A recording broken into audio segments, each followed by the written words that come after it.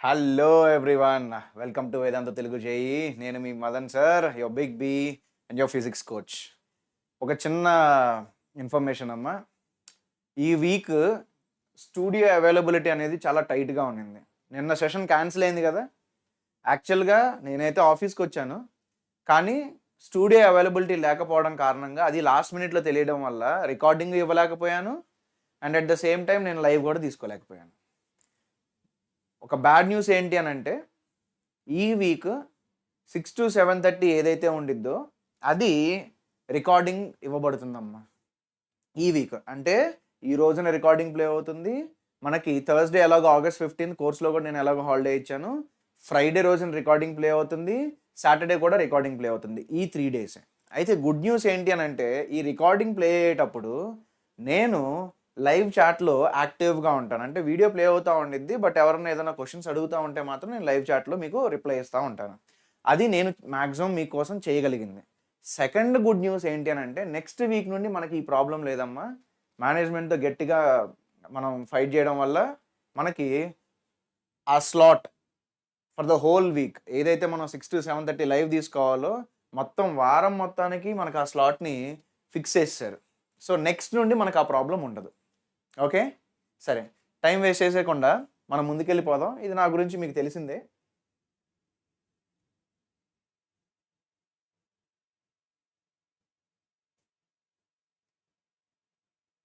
ఏంటి అదేనంటే, మనం ఈరోజు power and basics of circular motion గురించి మాట్లాడుకోబోతున్నాం.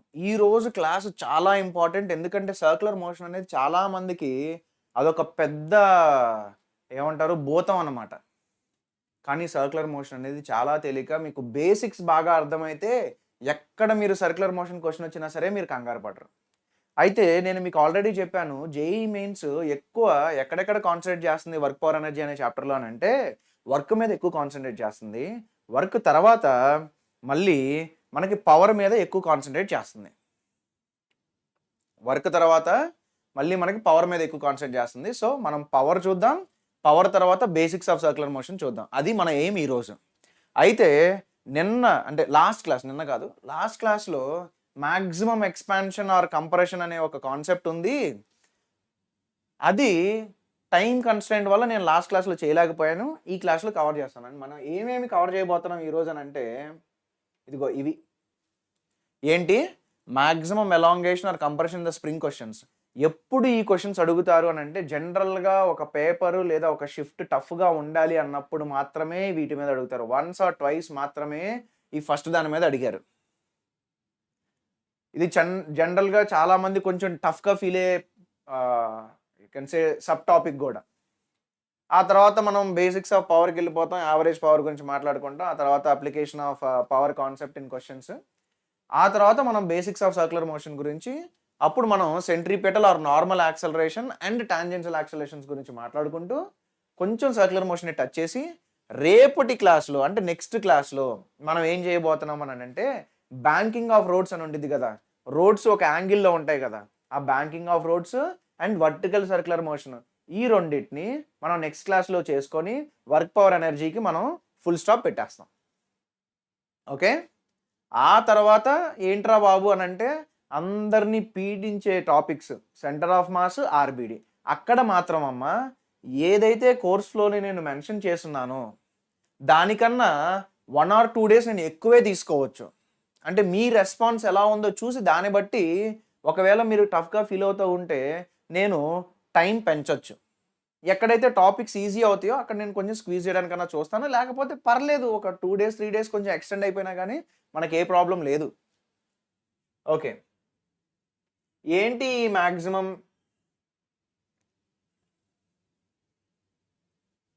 Expansion questions or maximum elongation in spring questions? అవి ఎలా ఉంటాయనంటే, ఇదిగో ఇలా ఒక బ్లాక్ తీసుకో. సింప్లిసిటీ కోసం నేను బ్లాక్ని ఎం మాస్ అని తీసుకుంటున్నానమ్మా. అండ్ ఇంకో బ్లాక్ని కూడా కావాలనే నేను ఎం తీసుకుంటున్నాను. మీకు కాన్సెప్ట్ అర్థం అవ్వాలి. క్యాలిక్యులేషన్స్ మీద మనం అంత ఎక్కువగా ఫోకస్ చేయాల్సిన అవసరం లేదు. వీళ్ళు ఏం చేస్తారనంటే, ఈ బ్లాక్స్ ఏవైతే ఉన్నాయో వాటికి కొంచెం వెలాసిటీస్ ఇస్తారమ్మా. దీనికి u1 వెలాసిటీ ఇచ్చారనుకుందాం, దీనికి u2 వెలాసిటీ ఈ డైరెక్షన్లో ఇచ్చాడని అనుకుందాం. అప్పుడు ఏమవుతాయి, ఆ రెండు బ్లాక్స్ మూవ్ అవ్వడం మొదలవుతుంది కదా, ఆ రెండు బ్లాక్స్ మూవ్ అవుతున్నప్పుడు స్ప్రింగ్ ఎక్స్పాండ్ అయ్యింది కదా, అలా ఎక్స్పాండ్ అవుతూ ఎక్స్పాండ్ అవుతూ ఎక్స్పాండ్ అవుతూ ఒక పాయింట్ ఆఫ్ టైంలో అది మ్యాక్సిమం ఎలాంగేషన్కి వెళ్తుంది. ఆ మ్యాక్సిమం ఎలాంగేషన్ ఎంత అని అడుగుతాడు. Find maximum elongation in spring అని అంటాడు. Find maximum elongation in spring అని అడుగుతాడు. అదే ఈ వెలాసిటీ u2 ఏదైతే ఉందో అది ఇటు ఇచ్చి ఈ u1 ని కూడా ఎలా ఇచ్చాడు అనుకో, అప్పుడు ఈ బ్లాక్స్ ఏం చేస్తారంటే స్ప్రింగ్ని కంప్రెస్ చేస్తాయి. ఆ బ్లాక్స్ స్ప్రింగ్ని కంప్రెస్ చేసినప్పుడు వాళ్ళు అడిగే క్వశ్చన్ ఏంటంటే ఫైండ్ మ్యాక్సిమం కంప్రెషన్. రెండు కూడా సిమిలర్ అప్రోచ్నే. ఓకే, ఎలా సార్? మనం ఒక టైంలో, ఒక పాయింట్ ఆఫ్ టైంలో at some time మనం ఏం తీసుకుందాం అని అంటే స్ప్రింగ్ ఒక ఎక్స్ ఎక్స్పాండ్ అయిందని తీసుకుందామమ్మా, అంతే కదా. బ్లాక్స్ మూవ్ అవుతున్నాయి అనుకో, మరి స్ప్రింగ్ ఎక్స్పాండ్ అయింది కదా. అట్ సమ్ టైమ్ మీరేం తీసుకుంటారంటే ఎక్స్పాన్షన్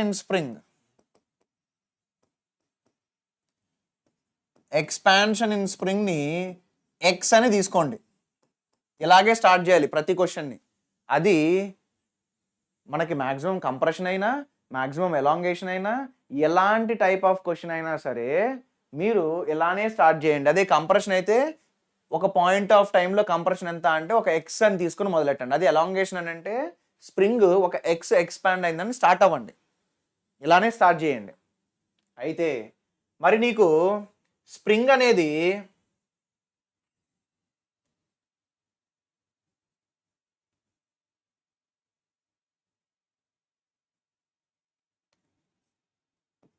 ఎక్స్ ఎక్స్పాండ్ అయి ఉందనుకో, అప్పుడు ఈ స్ప్రింగ్ ఈ బ్లాక్ మీద కేఎక్స్ ఫోర్స్ అప్లై చేస్తుంది. ఈ స్ప్రింగ్ ఆబ్వియస్గా ఆ బ్లాక్ మీద కూడా కేఎక్స్ ఫోర్సే అప్లై చేస్తుంది. ఒక స్ప్రింగ్ ఎక్స్ ఎక్స్పాండ్ అయితే అది అప్లై చేసే ఫోర్స్ కేఎక్స్. ఓకే, అంతా బాగానే ఉంది. ఇప్పుడు నేను ఏం చేస్తానంటే నేను ఈ బ్లాక్ గురించి మాట్లాడతా. ఈ బ్లాక్కి నామకరణం చేద్దాం. ఏంట్రా బాబు అంటే అది ఏ అని తీసుకుందాం, ఈ బ్లాక్ని బి అని తీసుకుందాం.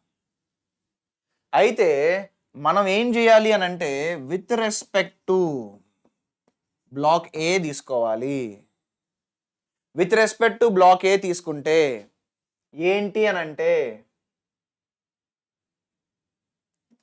విత్ రెస్పెక్ట్ టు బ్లాక్ ఏ తీసుకుంటే బ్లాక్ ఏ ఏమని ఫీల్ అవుతుంది, అది అసలు కదలనట్టుగా ఫీల్ అవుతుంది. అయితే ఈ బ్లాక్ ఏ యొక్క యాక్సలరేషన్ ఎంత, దాని మీద యాక్ట్ అవుతున్న ఫోర్స్ కేఎక్స్. ఆ ఫోర్స్ని నువ్వు మాస్ టైమ్స్ యాక్సలరేషన్ రాయొచ్చు. అప్పుడు యాక్సలరేషన్ ఆఫ్ బ్లాక్ ఎంత అంటే కేఎక్స్ బై ఎమ్. గుర్తుపెట్టుకో, అంటే నువ్వు చూస్తుంది ఒక యాక్సలరేటెడ్ ఫ్రేమ్లో ఉండి, నువ్వు యాక్సలరేటెడ్ ఫ్రేమ్లో ఉండి చూసేటప్పుడు న్యూటన్స్ లాస్ని అప్లై చేయాలంటే అన్ని రియల్ ఫోర్సెస్ గీయి, దానితో పాటుగా ఇంకేం గీయాలి అని అంటే సూడో ఫోర్స్ కూడా గీయాలి. అయితే నువ్వు విత్ రెస్పెక్ట్ టు ఏ మాట్లాడావు అని అనుకో, ఈ స్ప్రింగ్ ఒక ఎక్స్ ఎక్స్పాండ్ అయి ఉంటే దీని మీద యాక్ట్ అయ్యే ఫోర్స్ రియల్గా అయితే ఈ స్ప్రింగ్ కేఎక్స్ ఫోర్స్ అప్లై చేస్తుంది. ఇంకేదైనా ఫోర్స్ ఉందా హారిజాంటల్ డైరెక్షన్ అంటే లేదమ్మా. నార్మల్ రియాక్షన్ పైకి యాక్ట్ అవుతుంది, ఎంజీ కిందకి యాక్ట్ అవుతుంది, అవి హారిజాంటల్ మోషన్ ఎఫెక్ట్ చేయవు. So real forces in horizontal direction గీసాం. ఇది కాకుండా మనం ఏం గీయాలి, సూడో ఫోర్స్ గీయాలి. ఈ బ్లాక్ ఇటు యాక్సలరేట్ అవుతుంది కదా ఈ ఫోర్స్ వల్ల, ఎంత యాక్సలరేషన్తో, ఇంత యాక్సలరేషన్తో.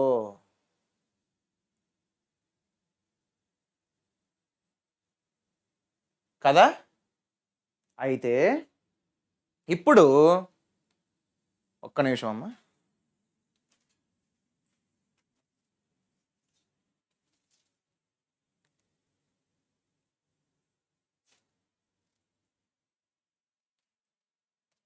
ఇప్పుడు మనం దీని గురించి మాట్లాడుకుందాం. దీని మీద సూడో ఫోర్స్ గీయాలి కదా, ఎందుకంటే నువ్వు చూస్తున్న యాక్సలరేటెడ్ ఫ్రేమ్లో ఉంది కదా, అది ఏతో మూవ్ అవుతుంది. సూడో ఫోర్స్ ఎలా గీయాలి? Opposite direction to acceleration. Acceleration of the observing system right side ఉంది కాబట్టి సూడో ఫోర్స్ ఇటు గీయాలి. ఎంత నానా సూడో ఫోర్స్? ఎంత సూడో ఫోర్స్ అని అంటే మాస్ అండర్ అబ్జర్వేషన్. ఎంత mass under observation? m times the acceleration of the frame. Acceleration of the frame ఎంత? అదిగో kx/m కదా. సో m క్యాన్సిల్ అయిపోతే నీకు సూడో ఫోర్స్ కూడా ఎంత వస్తుంది? kx వస్తుంది. సో నువ్వు ఈ పాయింట్ ఆఫ్ టైంలో ఆ బ్లాక్ మీద కూర్చొని విత్ రెస్పెక్ట్ టు బ్లాక్ ఏ మాట్లాడితే ఈ బ్లాక్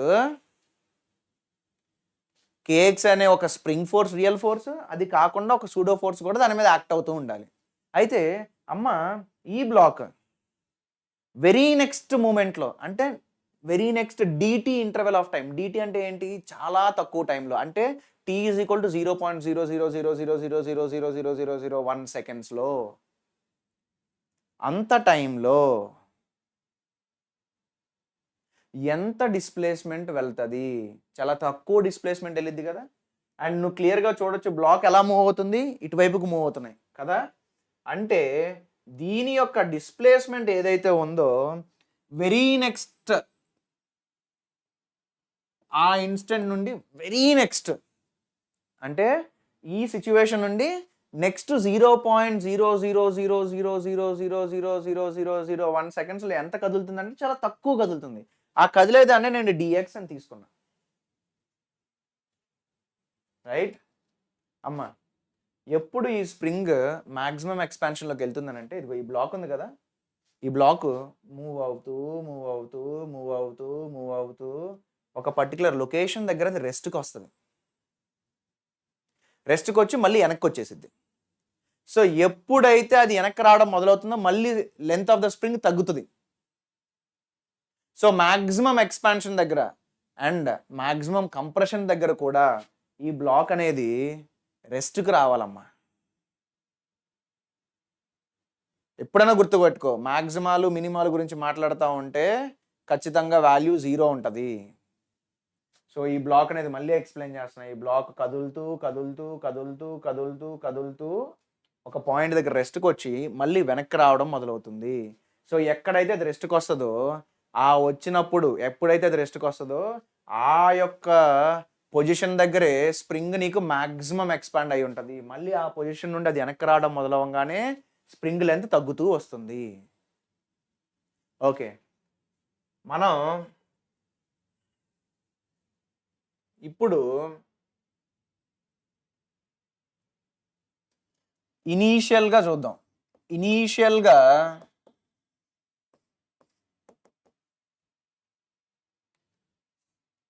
వీడేమో u2 స్పీడ్తో, u2నే కదా,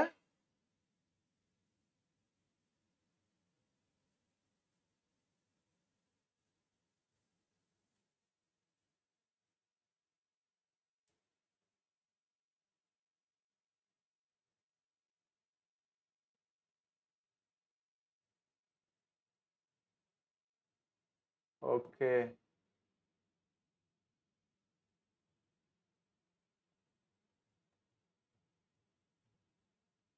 మనం గీసిందంతా వేస్ట్ అయిపోయిందమ్మా. ఓకే, మీకు ఎలాగో రికార్డింగ్ కాబట్టి, అంటే వీడియో రికార్డ్ అయింది కాబట్టి పర్లేదు, నేను మళ్ళీ ఇంకొకసారి గీస్తున్నాను.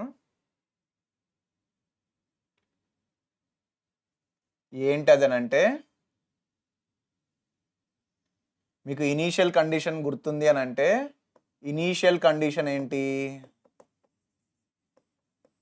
మనకి ఇనీషియల్ కండిషన్ వచ్చేసరికి ఇదేమో u2 స్పీడ్ అని గుర్తుంది మరి నాకు, ఇదేమో u1 స్పీడ్ అని గుర్తుంది. అయితే నువ్వు ఇది ఏ బ్లాక్ తీసుకో, ఇది బి బ్లాక్ తీసుకో, నువ్వు విత్ రెస్పెక్ట్ టు ఏ మాట్లాడావు అని అంటే అప్పుడు ఇనీషియల్గా నువ్వు ఏ కలర్లోండి చూస్తే with respect to A B యొక్క వెలాసిటీ u1 మనకి రైట్ సైడ్కి ఉంది. ఏ యొక్క వెలాసిటీని కూడా మనం ఆపోజిట్ డైరెక్షన్లో ఇవ్వాలి కదా, అదే కదా మనం నేర్చుకున్నాం రిలేటివ్ మోషన్లో. ఏ యొక్క వెలాసిటీ ఈ డైరెక్షన్లో ఉంది, మనం ఆపోజిట్ డైరెక్షన్లో ఇచ్చేసాం. అప్పుడు with respect to A initial speed ఎంత, ఇనీషియల్ స్పీడ్ ఎంత అని అంటే అది u1 ప్లస్ u2. మరి మ్యాక్సిమం ఎలాంగేషన్ దగ్గర,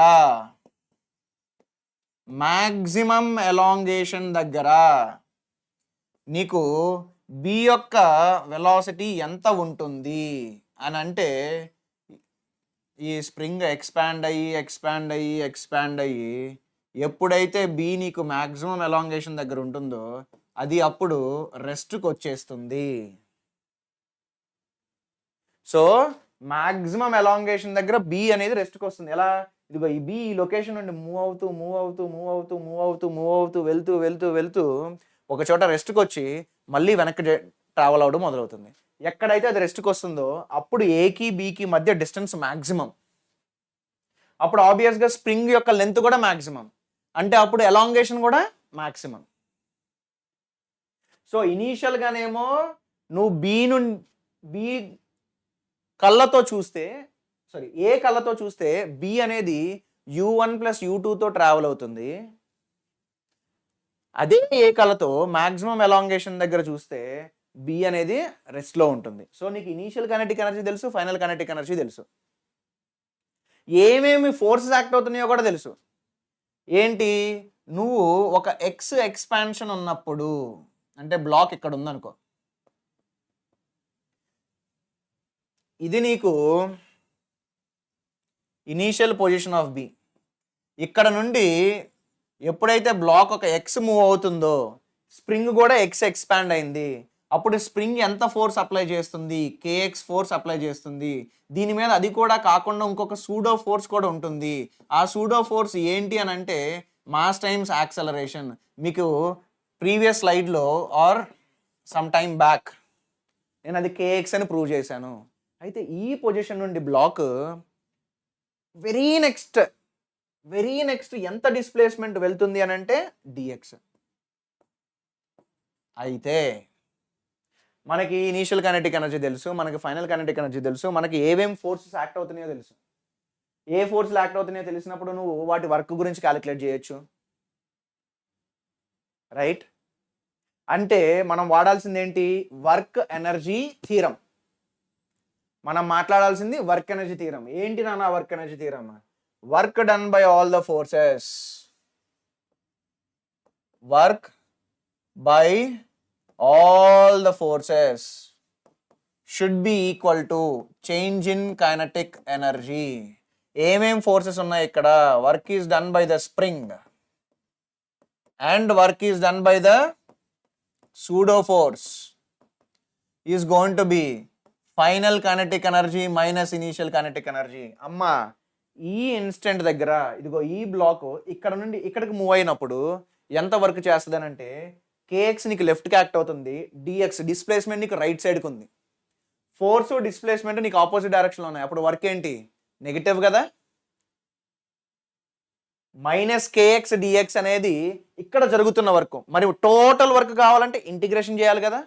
సో నువ్వు స్ప్రింగ్ గురించి మాట్లాడితే integral minus k x into d x. ఎక్కడ వరకు? మనం మ్యాక్సిమం ఎలాంగేషన్ ఏదైతే ఉందో దాన్ని క్యాపిటల్ ఎక్స్ అని తీసుకుందాం. So 0 to capital X. మళ్ళీ work done by pseudo force కూడా మాట్లాడాలి కదా. సూడో ఫోర్స్ ఎంత, కేఎక్స్. డిస్ప్లేస్మెంట్ ఎంత, డిఎక్స్. అలా work done by pseudo force for the entire journey తీసుకోవాలి కదా. అంటే ఇక్కడ వర్క్, నెక్స్ట్ వర్క్, ఆ వర్క్స్ అన్నిటిని యాడ్ చేయాలి. అది కూడా ఏంటి, ఇంటిగ్రేషన్. ఇక్కడ కూడా సూడో ఫోర్స్ లెఫ్ట్ సైడ్కి ఉంది, డిస్ప్లేస్మెంట్ రైట్ సైడ్కి ఉంది, అంటే work negative. Minus k x d x integration 0 to capital X. Final kinetic energy ఎంత, బి అనేది రెస్ట్కి వస్తుంది. ఇనీషియల్ కైనెటిక్ ఎనర్జీ ఎంత అని అంటే ½ m u1 plus u2 square, ½ m u1 plus u2 square. అప్పుడు ఏమవుతుందమ్మా, ఇదిగో మైనస్ అనేది కాన్స్టెంట్, బయటికి తీసే మైనస్ అనేది కాన్స్టెంట్, నీకు ఎక్స్ డిఎక్స్ ఉంది ఇక్కడ, ఇక్కడ కూడా మైనస్ అనేది కాన్స్టెంట్, బయటికి తీసే నీకు ఎక్స్ డిఎక్స్ ఉంది, 0 to capital X is minus half M u1 plus u2 square అని వస్తుంది. ఎక్స్ డిఎక్స్ ఇంటిగ్రేషన్ ఏంటి, X square by 2. So minus k x X square by 2 0 to capital X minus K X square by 2 0 to capital X is minus half M u1 plus u2 square. నువ్వు limits పెట్టి ఇప్పుడు first capital X పెట్టాలి, తర్వాత 0 పెట్టాలి. నువ్వు అలా limits పెట్టినప్పుడు ఏమొస్తుందమ్మా, minus k capital X square by 2 minus 0 square by 2 minus k capital X square by 2 minus 0 square by 2 is minus half M u1 plus u2 square. So నువ్వు calculation చేస్తే ఎదుగో ఈ మైనస్ మైనస్ అనేది cancel అయిపోతుందమ్మా, నీకు k x square వస్తుంది. ఏంటది అని అంటే m/2 into u1 plus u2 square. అప్పుడు క్యాపిటల్ ఎక్స్ ఎంత అని అంటే m/2k under root of u1 plus u2 వస్తుంది. సగం మందికి సార్ మీరేం చేశారో నాకు అర్థం కాలేదని అనుకుంటారు. నేనేమి హైఫై కాన్సెప్ట్ చేయలేదు. ఈ పార్ట్ అనేది చాలా ట్రికీ, చాలామంది డిఫికల్ట్గా ఫీల్ అవుతారు. నేను ఆఫ్లైన్లో టీచింగ్ చేసేటప్పుడు కూడా యావరేజ్ అబోవ్ యావరేజ్ స్టూడెంట్స్ కూడా డిఫికల్ట్గా ఫీల్ అయిన టాపిక్. సో మీరు ఏం చేయాలి అని అంటే ఈ సెక్షన్ ఏదైతే నేను చేశానో అది ఒకవేళ జేఈఈ మెయిన్స్ టఫ్గా అడగాలనుకుంటే అడిగే క్వశ్చన్. సో ఎంతవరకు మీరు అర్థం చేసుకోగలరో అర్థం చేసుకోండి. మళ్ళీ రేపు వచ్చి జస్ట్ ఈ ఫస్ట్ 15-20 మినిట్స్ నేను ఏదైతే చేశానో దాన్ని మాత్రం చూడండి. మీ షార్ట్ కట్ ఏంట్రా బాబు అని అంటే లాస్ట్ టైం ఎక్స్ప్లెయిన్ చేస్తున్నాను, ఏదో ఒక బ్లాక్ మీదకి వెళ్ళి కూర్చోండి. You talk with respect to that block. ఏ బుక్లో కూడా ఈ టైప్ ఆఫ్ అప్రోచ్ ఇవ్వలేదు, ఇది బెస్ట్ అప్రోచ్. మిగతా బుక్స్ అన్నిట్లో సెంటర్ ఆఫ్ మాస్ని వాడేసి ఏదేదో చేసేసి ఉంటారు, అంత అవసరంలా. సింపుల్గా వెళ్ళి ఏదో ఒక బ్లాక్ మీద కూర్చో, అది ఏమని ఫీల్ అవుతుంది అని అంటే అది ఎక్కడికి కదలట్లేదని ఫీల్ అవుతుంది, పక్కదే మూవ్ అవుతుందని ఫీల్ అవుతుంది. ఈ పక్కదే మూవ్ అవుతుందని ఫీల్ అవుతున్నప్పుడు నువ్వు జస్ట్ వర్క్ ఎనర్జీ థీరం దాని వరకే వేసేయి. వర్క్ ఎనర్జీ థీరంలో work done by all the forces తీసుకోవాలి. అయితే నువ్వు ఎప్పుడైతే ఒక బ్లాక్ మీద కూర్చుంటావో ఆ బ్లాక్కి యాక్సలరేషన్ ఉంది, ఎందుకంటే స్ప్రింగ్ ఫోర్స్ దానికి యాక్సలరేషన్ ఇచ్చింది, అంటే ఆ బ్లాక్ కూడా కదులుతుంది. సో ఎప్పుడైతే నువ్వు యాక్సలరేటెడ్ ఫ్రేమ్లో చూస్తావో అప్పుడు నువ్వు రియల్ ఫోర్సెస్తో పాటు ఇంకొక ఫోర్స్ తీసుకోవాలి, సూడో ఫోర్స్. ఏంటి ఆ సూడో ఫోర్స్ అంటే it is going to be mass times the acceleration. And direction of pseudo force ఏంట్రా బాబు అని అంటే opposite to the acceleration of the frame from which you are looking. నేను ఇప్పుడు ఏ ఫ్రేమ్లోనే చూస్తున్నా, ఈ ఏ ఫ్రేమ్కి కేఎక్స్ ఫోర్స్ ఎలా యాక్ట్ అవుతుంది, సో దీనికి యాక్సలరేషన్ ఎలా ఉంటుంది, సో సూడో ఫోర్స్ ఆపోజిట్ డైరెక్షన్లో గీసాను. ఆ తర్వాత నేను ఏం చేశానంటే work done by these two forces will be equal to change in kinetic energy, అంతే. టైం వేస్ట్ చేయకుండా పవర్కి వెళ్ళిపోదాం. ఏంటి నాన్న ఈ పవర్ అని అంటే power is rate of work done. నువ్వు ఎంత రేట్తో వర్క్ చేస్తావో అదే పవర్. అయితే ఏదైతే ఈ డిడబ్ల్యూ ఉందో దాన్ని మనం F bar dot d s bar అని రాయొచ్చు కదా. దాన్ని నేను F bar dot d s by d t రాస్తా. ఆ డిఎస్ బై డిటి ఏంటి అని అంటే అది వెలాసిటీ. సో అప్పుడు ఎఫ్ బార్ డాట్ వి బార్, ఇదమ్మా పవర్. ఒక బాడీకి ఒక ఫోర్స్ ఎంత పవర్ ఇస్తుంది అని అంటే ఆ force dot velocity of that body at that instant. అందుకనే దీన్ని ఇంకోటి కూడా అంటారమ్మా, దీన్ని ఏమంటారంటే ఇన్స్టంటేనియస్ పవర్ అని కూడా అని అంటారు. పి ఇన్స్టంటేనియస్ ఏంటి అని అంటే ఎఫ్ బార్ డాట్ వి బార్, నువ్వు అప్లై చేస్తున్న force dot velocity of the block at that instant will give you how much power you are supplying. Okay fine sir, నాకు యావరేజ్ పవర్ కావాలి, యావరేజ్గా ఎంత అనేది కావాలి. అయితే మీకు ఇంటిగ్రేషన్ చెప్పినప్పుడు ఏదైనా యావరేజ్ గురించి మాట్లాడాలి అని అంటే ఏంటమ్మా, integral p d t by integral d t. అదే నీకు యావరేజ్ వెలాసిటీ గురించి మాట్లాడాలి అంటే integral v d t by integral d t. అదే యావరేజ్ యాక్సలరేషన్ గురించి మాట్లాడాలంటే integral a d t by integral d t. అదే నువ్వు యావరేజ్ కరెంట్ గురించి మాట్లాడాలంటే integral i d t by integral d t. అంతే, ఎప్పుడు యావరేజ్ చూసినా ఇదే నువ్వు చేయాల్సింది. అయితే పీని నువ్వేమని రాయొచ్చు, పీని నువ్వు ఏమని రాయొచ్చు అని అంటే రేట్ ఆఫ్ వర్క్ డన్ కదా.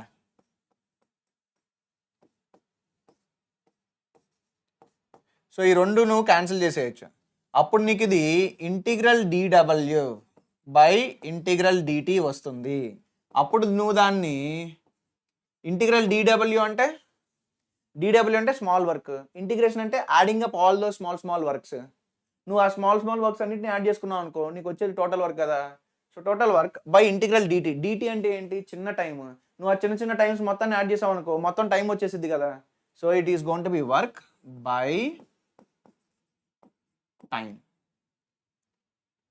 It is going to be work divided by time. Average power నీకు కావాలి అని అంటే ఎంత వర్క్ జరిగింది ఆ ఫోర్స్ వల్ల బై ఎంత టైంలో ఆ వర్క్ చేసింది అనేది నువ్వు క్యాలిక్యులేట్ చేస్తే నీకు యావరేజ్ పవర్ వచ్చేసింది ఆ ఫోర్స్ వల్ల. ఇప్పుడు ఏమంటారంటే average power delivered by gravity అని అంటాడు. అప్పుడు నువ్వేం చేయాలని అంటే ఎంత వర్క్ చేసిందో చూడు గ్రావిటీ బై టైం వేసే.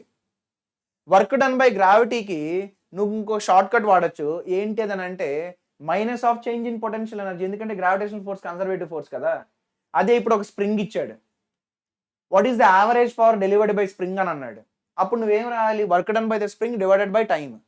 వర్క్ డన్ బై స్ప్రింగ్ నేను ఎలా రాయొచ్చు అని చెప్పాను, minus of change in elastic potential energy. అంటే initial potential energy minus final potential energy by time రాసావనుకో అయిపోయింది. నీకు యావరేజ్గా ఆ స్ప్రింగ్ ఎంత పవర్ డెలివర్ చేసిందో వచ్చేసింది. పవర్ అంటే ఏం లేదమ్మా, the rate at which energy is supplied to the body or the rate at which energy is taken away from the body. Power positive ఉందనుకో నువ్వు ఎనర్జీ సప్లై చేస్తావు, పవర్ నెగిటివ్ ఉందనుకో నువ్వు ఎనర్జీ తీసేస్తావు. So rate of work done అన్నా rate of energy supply అన్నా రెండు సేమే.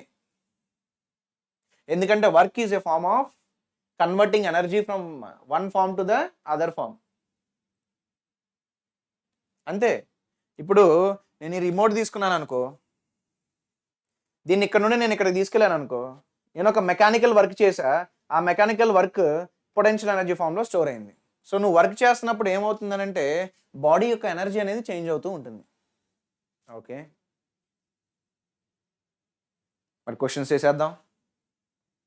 ఏ body of mass 1 kg.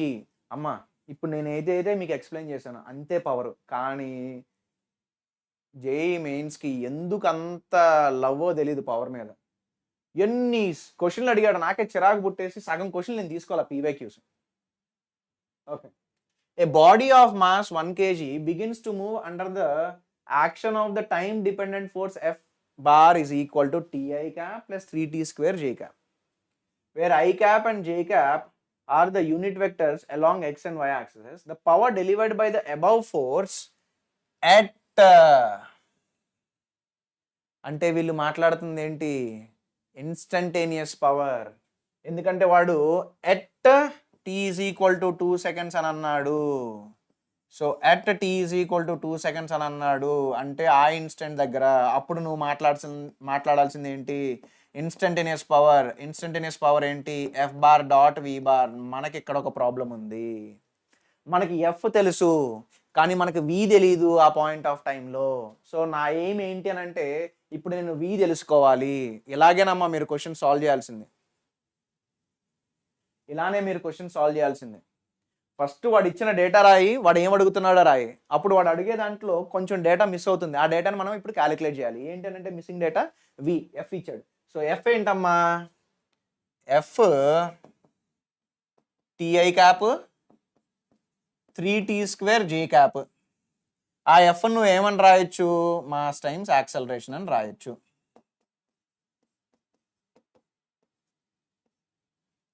Mass ఎంత? 1 kg అని ఇచ్చాడు. అప్పుడు యాక్సలరేషన్ ఎంత?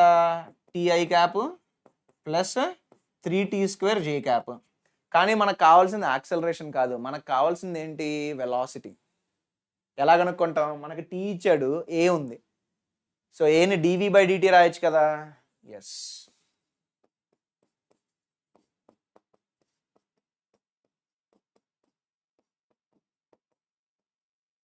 అప్పుడు బాడీ ఆఫ్ మాస్ బిగిన్స్ అని అన్నాడు, అంటే దాని ఇనీషియల్ వెలాసిటీ ఎంత? 0. ఓకే, రాద్దాం ఇది. డివి ఏమవుతుంది? T d t I cap 3t² dt J cap. మనకి డివిలోండి వి రావాలా. డివిలోండి వి రావాలని అంటే మనం ఇంటిగ్రేషన్ చేయాలా. ఎందుకంటే డి పోవాలి అని అంటే ఇంటిగ్రేషన్ చేయాలి. ఇక్కడ డిటి ఉంది అంటే నువ్వు టీని ఏ లిమిట్స్లో పెట్టాలి? సారీ, డిటి ఉంది కాబట్టి అంటే టీ గురించి మాట్లాడుతున్నాం. సో లిమిట్స్ టైంలో పెట్టాలి. Time T is equal to 0 దగ్గర ఎంత దాని వెలాసిటీ అంటే 0. ఎందుకనంటే ఇట్ బిగిన్స్ టు మూవ్, అంటే it starts from rest. Certain time దగ్గర దాని వెలాసిటీ ఎంత అంటే నాకు తెలియదు, దాన్ని వి అని తీసుకుంటా. ఇంటిగ్రల్ డివి ఏమవుతుంది? నీకు వి అవుతుంది. ఇంటిగ్రల్ టీ డిటి ఏమవుతుంది? t²/2 అవుతుంది. ఇంటిగ్రల్ t² ఏమవుతుంది? t³/3 అవుతుంది. ఇప్పుడు నువ్వు లిమిట్స్ పెట్టిన తర్వాత వి ఏమొస్తుంది నీకు? మర్చిపోవద్దమ్మా, ఇది ఐ క్యాప్, ఇదేమో జే క్యాప్. సబ్స్టిట్యూట్ చేసిన తర్వాత t²/2 I cap plus t³ J cap కదా. మనకి ఇచ్చిన క్వశ్చన్కి వెళ్దాం. ఎక్కడ అడిగాడు? t ఈజ్ ఈక్వల్ టు 2 దగ్గర అడిగాడు. మరి t ఈజ్ ఈక్వల్ టు 2 పెట్టు. At t is equal to 2 ఎంత వెలాసిటీ? 2² అంటే ఇదేమో 2i క్యాప్ వస్తుంది, ఇదేమో 8j క్యాప్ వస్తుంది. Okay, successful. మనకు వెలాసిటీ వచ్చేసింది. మనకు ఫోర్స్ కూడా కావాలి కదా. పవర్ కావాలంటే మనకు ఫోర్స్ కూడా కావాలి. ఫోర్స్ ఏంటమ్మా? టిఐ క్యాప్ ప్లస్ 3t² జే క్యాప్. t2 పెట్టు, అప్పుడు 2i క్యాప్. 3 × 4 వస్తుంది, 2² కదా, 4 వస్తుంది. 3 × 4 12 అవుతుంది. అప్పుడు ఫోర్స్ ఎంత? 2i cap plus 12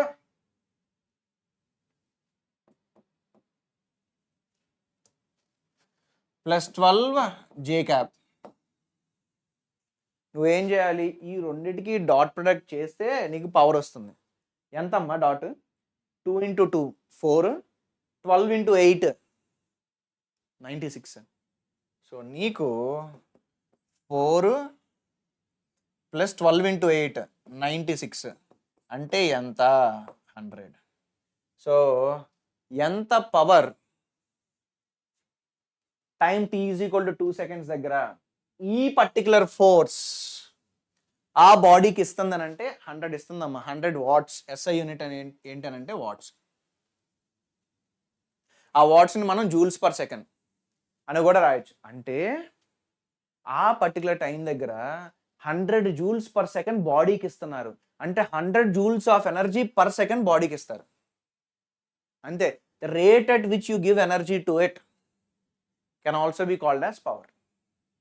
okay, next. If the maximum load carried by an elevator is 1400 kg, okay, అందులో 600 kg ఏమో ప్యాసింజర్స్ అంట, 800 kg ఏమో ఎలివేటర్ బరువే ఉందంట. Which is moving up with uniform speed. గుర్తుపెట్టుకో, స్పీడ్ యూనిఫామ్ అని అన్నాడు. Okay, and the frictional force acting on it is 200 newton. Then the maximum power used by the motor is. అమ్మ, నువ్వు ఒక ఎలివేటర్ తీసుకున్నావు అని అంటే ఆ ఎలివేటర్ ఎంతమ్మా? 1400 kg అంటే 1400 G అనేది కిందకి యాక్ట్ అవుతుంది ఒకవేళ అందరూ ఉన్నారని అంటే. ఎందుకంటే మనోడు మ్యాక్సిమం పవర్ గురించి మాట్లాడుతున్నాడు. కాబట్టి మనం ప్యాసింజర్స్ అందరూ ఉన్నారని తీసుకుందాం. దానికి తోడు దీనికి కనెక్ట్ అయి ఉన్న ఏదో ఒక రోప్స్ ఉంటాయి కదా, రోప్స్ కానీ ఈ లిఫ్ట్ మూవ్ అయ్యే దాని వల్ల కానీ ఏదైనా కానీ ఫ్రిక్షనల్ ఫోర్స్ కూడా ఉందంట. ఆ ఫ్రిక్షనల్ ఫోర్స్ ఎంత అని అంటే 2000.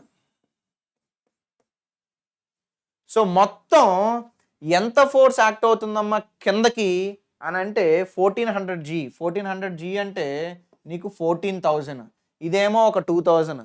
సో మొత్తం ఫోర్స్ ఎంత కిందకి యాక్ట్ అవుతుందమ్మా? వెయిట్ ఫ్రిక్షన్ ఎంత కిందకి యాక్ట్ చేస్తున్నాయి? 16,000 కదా.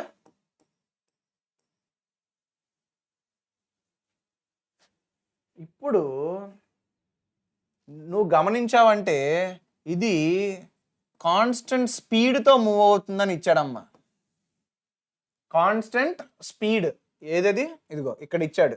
ఎంత స్పీడ్? 3తో. ఒక బాడీ కాన్స్టెంట్ స్పీడ్తో మూవ్ అవుతుంది అని అంటే దాని మీద నెట్ ఫోర్స్ ఏమవ్వాలి? 0 అవ్వాలి. అంటే మన మోటార్ గార్డ్ ఏం చేయాలి?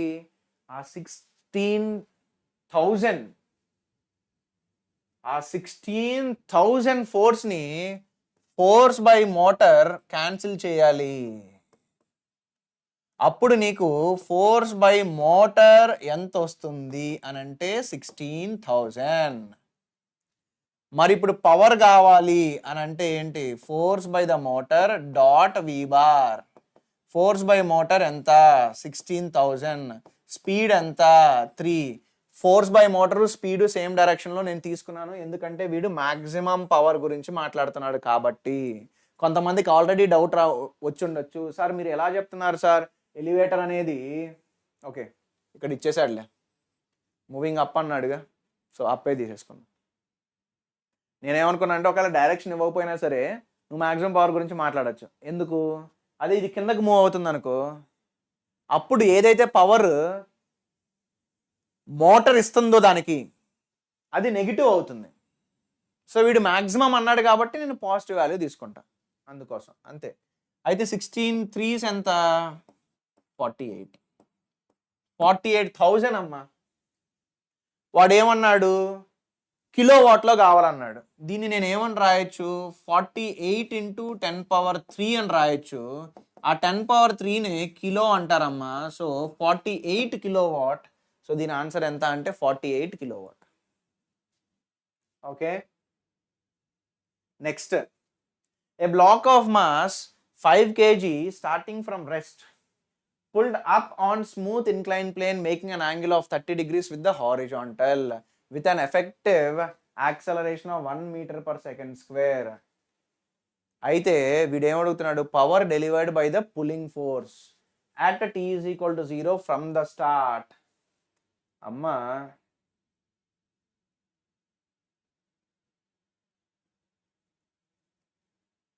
ఏది? Black of mass 5 kg starting from rest అని అన్నాడు.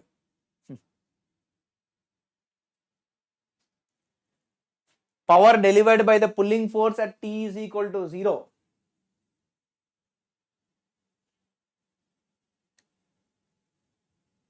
లాజికల్గా ఆలోచిస్తే నీకు ఆన్సర్ వచ్చేస్తుంది. ఏంటి అదనంటే ఇదిగో, ఇటు t is equal to 0 దగ్గర ఇచ్చాడమ్మా. నేను యాజ్ ఇట్ ఈజ్ ఉన్న క్వశ్చన్ ఫాలో అవుతున్నా. t is equal to 0 అన్నాడు. ఆ బ్లాక్ రెస్ట్ నుండి స్టార్ట్ అవుతుంది అని అన్నాడు. రెస్ట్ అని అంటే ఎంత? వెలాసిటీ 0.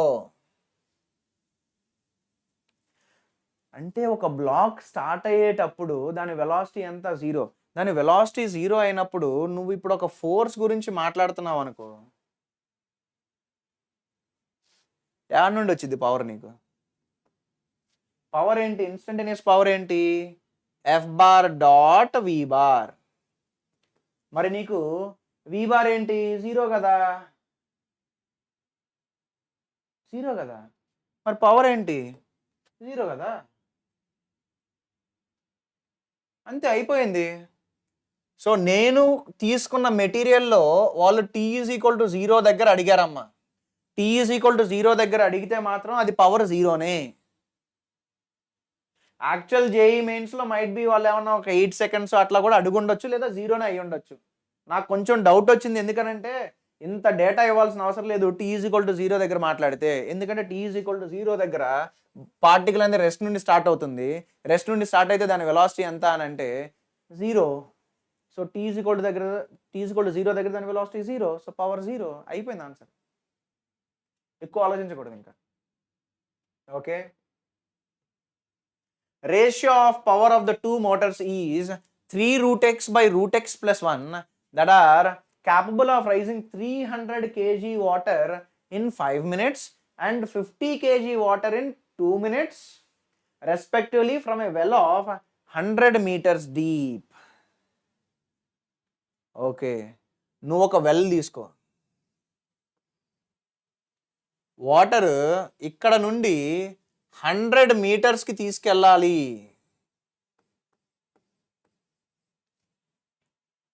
ఆ తీసుకెళ్ళడానికి ఒకడు వర్క్ చేస్తాడు. ఆ వర్క్ బై టైం వాడి యావరేజ్ పవర్. ఎవడరా బాబు ఆ వర్క్ చేస్తున్నాడంటే మోటార్లు అంట. 2 మోటార్లు ఉన్నాయంట, ఆ మోటార్లు అంట పైకి తీసుకెళ్తుంది. సరే, బాగానే ఉంది. ఇదిగో ఇది ఇక్కడ రెస్ట్లో ఉంది, ఇక్కడ కూడా రెస్ట్లోనే ఉంది. సో నేను ఇప్పుడు work done by all forces అని మాట్లాడాను అని అనుకో. ఏమని రాయాలి, చేంజ్ ఇన్ కైనెటిక్ ఎనర్జీ అని రాయాలి. మరి చేంజ్ ఇన్ కైనెటిక్ ఎనర్జీ ఎంత, జీరో కదా. ఇక్కడ రెస్ట్లో ఉంది, ఇక్కడ రెస్ట్లో.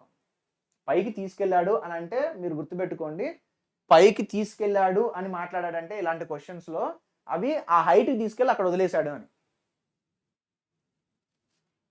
అయితే ఇక్కడ ఏమేమి ఫోర్సులు అప్లై చేస్తున్నాయమ్మా, మోటార్ గాడు ఫోర్స్ అప్లై చేస్తాడు, మళ్ళీ గ్రావిటీ గాడు కూడా ఫోర్స్ అప్లై చేస్తాడు. అప్పుడు వర్క్ డన్ బై మోటార్ మనం మాట్లాడామనుకో, అది minus of work done by gravity కదా. వర్క్ డన్ బై గ్రావిటీ మనం చేంజ్ ఇన్ పొటెన్షియల్ ఎనర్జీ రాయొచ్చా, కాదు, minus of change in potential energy రాయాలి. సో అప్పుడు minus of minus delta U రాయాలి కదా. అప్పుడు అది ఏమవుతుంది, డెల్టా యూ అవుతుంది కదా.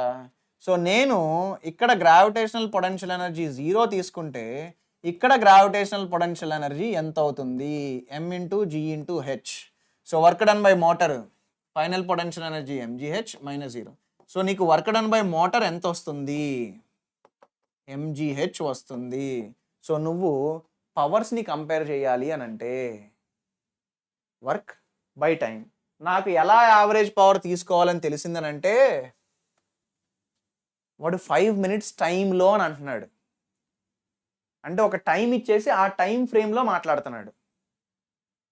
At t is equal to 5 minutes అని అనలా, in t is equal to 5 minutes అని అన్నాడు. అంటే వాడు ఒక టైం ఇచ్చేసి అందులో పవర్ అని అంటున్నాడు, అంటే వాడు యావరేజ్ పవర్ గురించి మాట్లాడినట్టు. అయితే power of the first motor by power of the second motor అని అన్నాను అనుకో, work by the first motor by time, work by the second motor by time. అప్పుడు నేను W1 by W2 into T2 by T1 అని రాయొచ్చు. ఏంటి W1 by W2,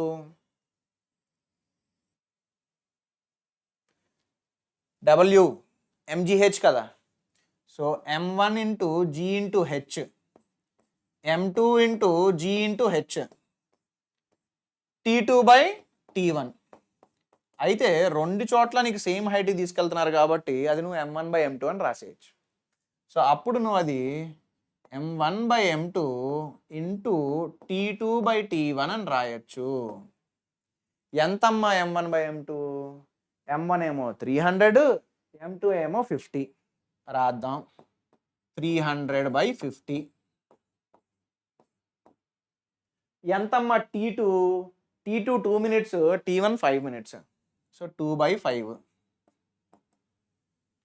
నువ్వు ఇలా చేసినప్పుడు ఇదిగో ఈ జీరోని క్యాన్సల్, ఈ 5 ఇది 6 టైమ్స్ అంటే నీకు 12/5 రావాలి. డినామినేటర్లోనేమో 5 రావాలి, న్యూమరేటర్లోనేమో నీకు 12 రావాలి. అప్పుడు నేను రూట్ ఎక్స్ని నేను 16 పెట్టాను అనుకో, రూట్ 16 అంతా 4 + 1 అంతా 5 వస్తుందా? మళ్ళీ ఇక్కడ కూడా 16 పెట్టు, రూట్ 16 అంతా 4, 3 × 4 12 వస్తుందా? అంతే. అప్పుడు ఆన్సర్ ఏంటి? 16. Okay, next, A body of mass 2 kg is initially at rest. It starts moving unidirectionally under the influence of a source of constant power P. Its displacement in 4 seconds is. Displacement in 4 seconds అడుగుతున్నాడు. వీడు ఏం చెప్పాడు? Power అనేది constant అన్నాడు. నువ్వు పవర్ని ఏమని రాయొచ్చు? F⁻.V⁻. ఇంకోటి ఏమన్నాడంటే అది ఇనీషియల్గా రెస్ట్ నుండి స్టార్ట్ అవుతుందని అన్నాడు. నువ్వు రెస్ట్ నుండి ఒక పార్టికల్ని మూవ్ చేసావు అనుకో, ఏ డైరెక్షన్లో నువ్వు ఫోర్స్ అప్లై చేస్తావో ఆ డైరెక్షన్లోనే వెలాసిటీ వచ్చింది. ఇప్పుడు ఫర్ ఎగ్జాంపుల్ నేను దీన్ని వదిలేసాను అనుకో, రెస్ట్ నుండి వదిలేస్తే ఏమవుతుంది? ఇది ఎలా ఫాలో అయ్యింది? ఇన్ ద డైరెక్షన్ ఆఫ్ ఫోర్సే ఫాలో అవుతూ వెళ్తుంది.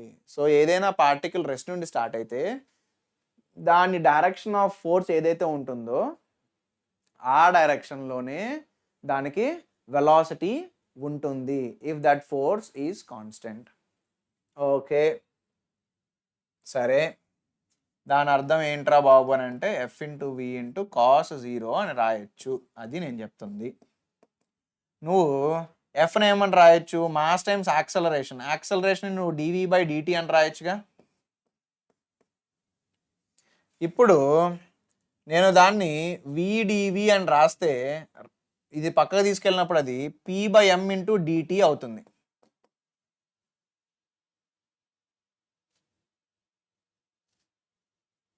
ఇందులోనే నాకు వెలాసిటీ తీసుకుంటా. వెలాసిటీ వచ్చిన తర్వాత నేను పొజిషన్కి టైంకి రిలేషన్ కడతా. అప్పుడు నాకు పొజిషన్కి టైంకి రిలేషన్ వచ్చేస్తే నేను డిస్ప్లేస్మెంట్ ఈజీగా క్యాలిక్యులేట్ చేసేయగలను. సో నాకు వెలాసిటీ కావాలి అని అంటే dV నుండి V రావాలి అంటే ఇంటిగ్రేషన్ చేయాలి. At time t is equal to 0, initial velocity ఎంత 0, అట్ టైమ్ t వెలాసిటీ ఎంత V.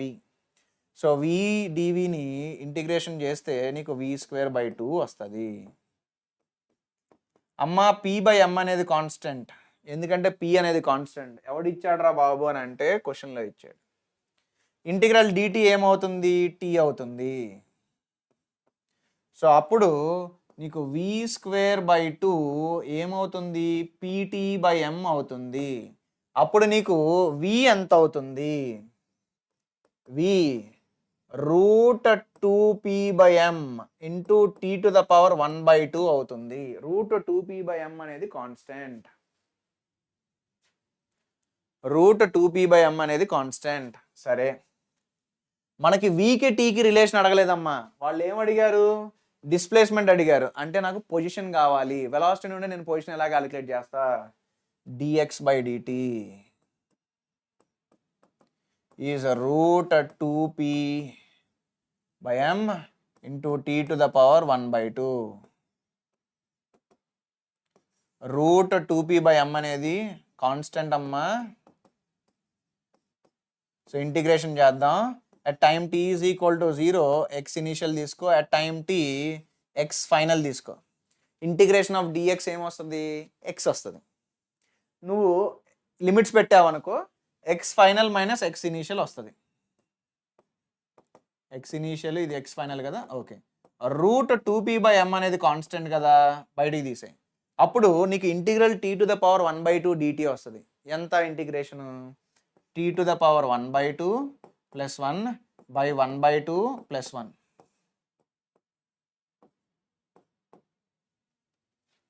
సో నువ్వు లిమిట్స్ పెట్టిన తర్వాత నీకు x final minus x initial is √2p/m. ఇదిగో కింద డినామినేటర్లో 3/2 వస్తుంది. అంటే ఇక్కడ 3/2 పైకి వస్తే 2/3 అవుతుంది. Tea to the power 3/2. ఇదిగో అమ్మ, X final minus X initial నువ్వు ఏమని రాయొచ్చు, డిస్ప్లేస్మెంట్ అని రాయొచ్చు. సో డిస్ప్లేస్మెంట్ ఇది, కానీ వాడు అడుగుతున్న ఫామ్లో కావాలి మనకి.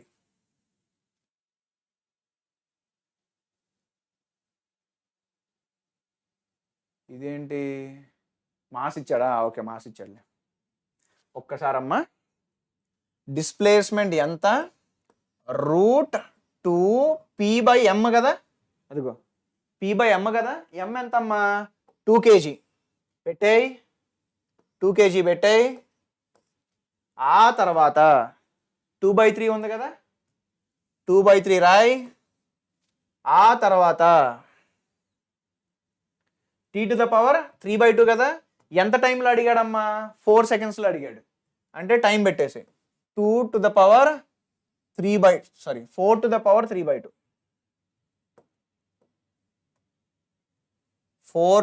3/2 అయితే నీకు ఇది √p వస్తుంది, ఇది 2/3, ఇది ఏంటమ్మా 8 కదా.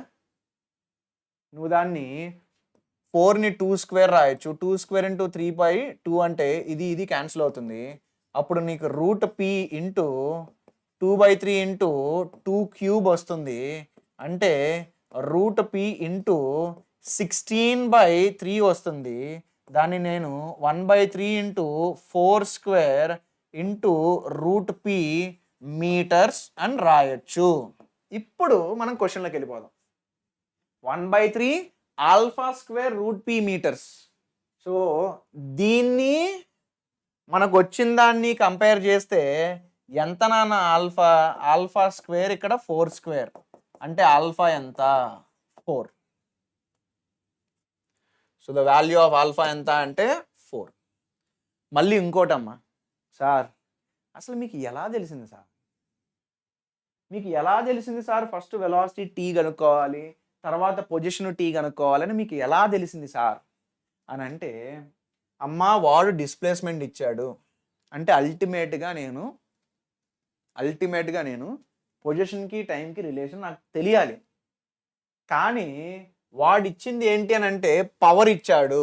పవర్ ఇస్తే నేను స్టార్ట్ అవ్వాల్సింది దీంతో స్టార్ట్ అవ్వాలి, కానీ నాకు పొజిషన్ టైం కావాలి. అంటే ఆ పవర్ నుండి నేను ఫస్ట్ వెలాసిటీ కనుక్కున్నాను అనుకో, వెలాసిటీ తర్వాత నేను పొజిషన్ టైంకి వెళ్ళొచ్చు కదా. అలా స్టార్ట్ అయ్యా, ఏదో ర్యాండమ్గా రాసేయలేదమ్మా. వాడు మనకి ఏమి ఇచ్చాడు అది రాసా, వాడు మన ఏం కావాలన్నాడు అది మైండ్లో పెట్టుకున్నా, వాడు మనకి వెలాసిటీ ఫామ్లో ఇచ్చాడు అంటే పవర్ ఇవ్వడం వల్ల మనకి వెలాసిటీకి పవర్కి ఒక రిలేషన్ ఉందని తెలిసి అది రాస్తాం. ఆ రిలేషన్ వాడి నేను వెలాసిటీ కనుక్కోగలను. వెలాసిటీ కనుక్కున్న తర్వాత నేను అక్కడతో ఆగకూడదు. మనకు అడిగింది ఏంటి అని అంటే డిస్ప్లేస్మెంట్ కాబట్టి, సో ఖచ్చితంగా మనం ఏం చేయాలి, పొజిషన్ టైం రిలేషన్ కావాలి. అంటే వెలాసిటీని నేను rate of change of position by time అని రాయొచ్చు. సో ఇలాంటి క్వశ్చన్స్ వచ్చినప్పుడు అమ్మా, I will call these questions as bit good. Direct మరీ ఫార్ములా బేస్డ్ అప్లికేషన్ కాదు కదా, అందుకనే direct formula based application questions నేను తీసుకోలేదు. డైరెక్ట్ ఫార్ములా బేస్డ్ క్వశ్చన్స్ నేను తీసుకోలేదు. Okay fine. Next, A body is moved along a straight line. అమ్మ 1984 అంటే కంగారు పడిపోమాకండి, ఇది 1984 JEE question, JEE advance question. So జనరల్గా ఓల్డ్ ఐఐటి క్వశ్చన్స్ ఉంటాయి, అవి కొత్తగా ఉన్న మెయిన్స్ ఎగ్జామినేషన్స్ మనకి ఏదైతే కండక్ట్ అవుతున్నాయో అందులో రావడానికి ఛాన్స్ ఉంది. సో ఈ మోడల్ రావడానికి ఛాన్స్ ఉంది. చాలా కాంపిటేటివ్ కోచింగ్ ఇండస్ట్రీ ఉంటుంది కదా, అంటే మంచి మంచి కోచింగ్ ఇన్స్టిట్యూట్లు ఉంటాయి కదా, వాటన్నిటిలో కూడా ఈ మోడల్ క్వశ్చన్స్ని వాళ్ళ మెటీరియల్లో పెట్టించుతారు. Okay, a body is moved along a straight line by a machine delivering constant power. Distance moved by the body in time t is proportional to. అమ్మా ఎప్పుడైతే నీకు ప్రపోర్షనాలిటీ క్వశ్చన్స్ వస్తాయో, నువ్వు ఏదైతే కాన్స్టెంట్ వస్తాయో వాటికి అంత ఇంపార్టెన్స్ ఇవ్వాల్సిన అవసరం లేదు. ఫస్ట్ థింగ్ ఏంటి నేను చెప్పింది అని అంటే, ఇప్పుడు పవర్ ఏంటి, F⁻.V⁻. అదిగో స్ట్రైట్ లైన్లో మూవ్ చేస్తున్నాడు అని అన్నాడు. సో నువ్వు ఏ డైరెక్షన్లో అయితే ఫోర్స్ అప్లై చేస్తావో ఆ డైరెక్షన్లోనే పార్టికల్ మూవ్ అవుతూ వెళ్తూ ఉంటుంది. సో నేను ఆ పవర్ని మాస్ టైమ్స్ యాక్సలరేషన్ అంటే dV/dt రాయొచ్చు టైమ్స్ v. మళ్ళీ సేమ్ స్టోరీ అమ్మ, నేను VdVని ఏమని రాయొచ్చు, P/m × dt అని రాయొచ్చు. ఇందులోనే నాకు VT రిలేషన్ తెప్పించగలను. సో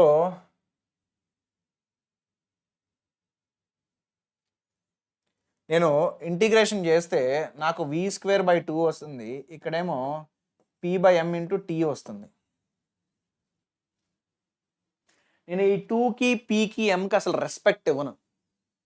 ఎందుకు ఇవ్వనంటే మనకు వాడు అల్టిమేట్గా అడుగుతుంది ప్రపోర్షనాలిటీ ఫామ్లో, అంటే మనకు కావాల్సిందల్లా టీ పవర్ ఫార్ములా అంతే. సో అప్పుడు నేను విని ప్రపోర్షనల్ టు t⁻1/2 అని తీసుకుంటా. పీకి ఎంకి 2కి రెస్పెక్ట్ ఇవ్వను, ఎందుకంటే constants can be replaced with proportionality. యాక్చువల్గా నేను v² is proportional to t అని రాసి నెక్స్ట్ స్టెప్ ఇది రాయాలి. కానీ మనకి ఇది అడిగాడా? ఇది అడగల, డిస్టెన్స్ అన్నాడు. అంటే ఏం రాయాలి అప్పుడు? dx/dt అనేది ప్రపోర్షనల్ టు t⁻1/2. సో అప్పుడు నేను dx is going to B proportional to t⁻1/2 × dt. ఇక్కడ నుండి నీకు ఎక్స్లు టీలు రావాలంటే ఇంటిగ్రేషన్ చేయాలా? ఇంటిగ్రేషన్ x dx అంటే x వచ్చింది, t⁻1/2 అంటే ఏమొచ్చింది నీకు? t⁻3/2 కూడా వస్తుంది. కానీ ప్రపోర్షనాలిటీ ఉంది కదా, మనం కాన్స్టెంట్స్ని పట్టించుకోవాల్సిన అవసరం లేదు, ఎందుకంటే మనకు ఎగ్జాక్ట్ ఆన్సర్ అవసరంలా, జస్ట్ టీకి ఎంత పవర్ ఉందో తెలిస్తే చాలు. అందుకనే నేను 3/2 ఏదైతే వస్తుందో ఇంటిగ్రేషన్లో దాన్ని రాయట్లేదు. I don't want it. Okay, proportional to అని అడిగాడు. ఏది? డిస్టెన్స్ ప్రపోర్షనల్ టు అని అన్నాడు. ఇక్కడ మనకు వచ్చేది యాక్చువల్గా డిస్ప్లేస్మెంట్, కానీ వీడు మూవ్ చేస్తుంది స్ట్రైట్ లైన్లో కాబట్టి డిస్టెన్స్ డిస్ప్లేస్మెంట్ సేమ్ ఉంటుంది. డైరెక్షన్ చేంజ్ అవ్వకపోతే డిస్టెన్స్ డిస్ప్లేస్మెంట్ సేమ్ వస్తుంది. So distance will be proportional to what? t⁻3/2. ఏంటి నా ఆన్సర్? C option. ఈ మోడల్ మీకు ఈ ఇయర్ ఏదో ఒక షిఫ్ట్లో రావడానికి చాలా పాసిబిలిటీ ఉంది. ఏదో ఒక షిఫ్ట్లో ఈ మోడల్ రావడానికి చాలా పాసిబిలిటీ ఉంది. ఇది ఒక కోచింగ్ మెటీరియల్ నుండి తీసుకుందామా. ఎందుకు ఈ క్వశ్చన్ తీసుకున్నానని అంటే, చాలా మంచి క్వశ్చన్ ఇది. ఎందుకు తీసుకున్నానంటే వీడు మ్యాక్సిమం స్పీడ్ దగ్గర ఎంత పవర్ డెలివర్ అవుతుందో కనుక్కోమన్నాడు. ఓకే, సారీ, మ్యాక్సిమం స్పీడ్ కనుక్కోమన్నాడు. A block of mass small m is being pulled up the rough incline by an agent delivering constant power p. ఇక్కడ కూడా power కాన్స్టెంటే. The coefficient of friction between the block and the incline is mu.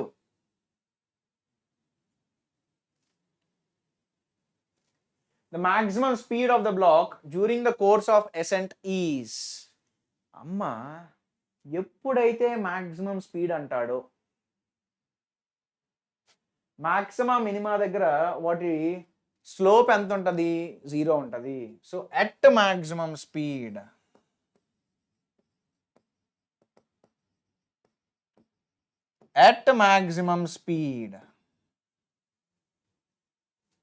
dv/dt ఏమవ్వాలి? dv/dt is nothing but the slope.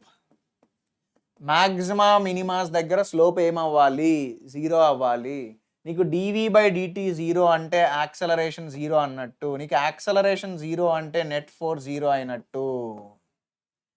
So నీకు force ఎక్కడ అయితే, net force ఎక్కడైతే 0 అవుతుందో అప్పుడు ఆ బ్లాక్కి మ్యాక్సిమం కానీ మినిమం కానీ వెలాసిటీస్ ఉంటాయమ్మా.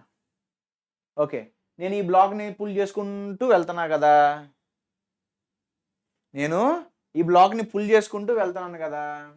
నేను పుల్ చేసుకుంటూ వెళ్తున్నప్పుడు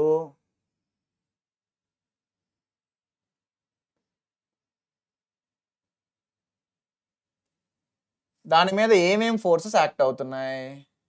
అది రఫ్ సర్ఫేస్ కాబట్టి దాని మీద ఫ్రిక్షన్ ఉంటుంది అండ్ గ్రావిటేషనల్ ఫోర్స్ కూడా ఉంటుంది. ఎంత గ్రావిటేషనల్ ఫోర్స్ అంటే mg sin θ.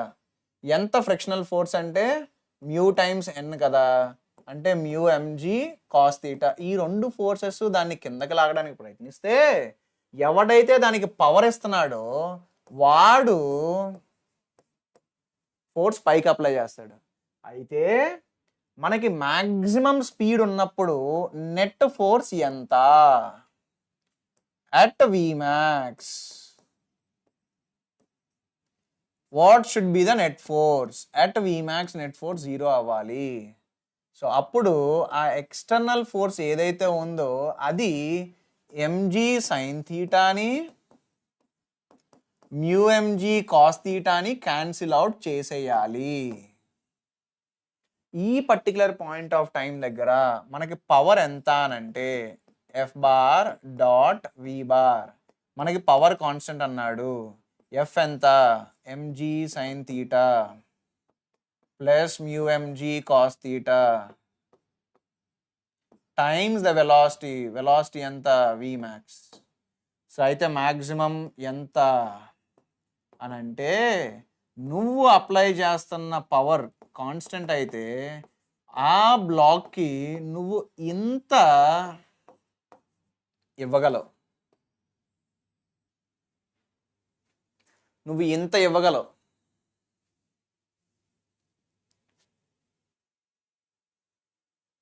ఓకే,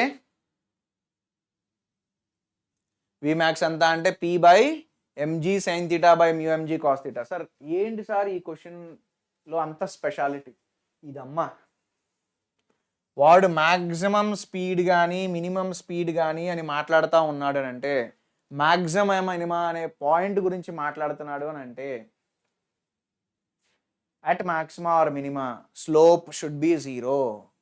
అంటే నువ్వు వీకి టీకి గ్రాఫ్ గీస్తే మ్యాక్సిమం వెలాసిటీ దగ్గర మినిమం వెలాసిటీ దగ్గర నీకు స్లోప్ 0 అవ్వాలి. స్లోప్ ఆఫ్ వీటీ గ్రాఫ్ ఏంటి? D v by d t. D v by d t ఏంటి? యాక్సలరేషన్.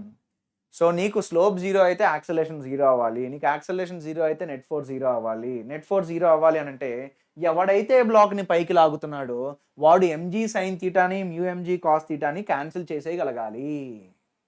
సో ఇదమ్మా most important from this question is this.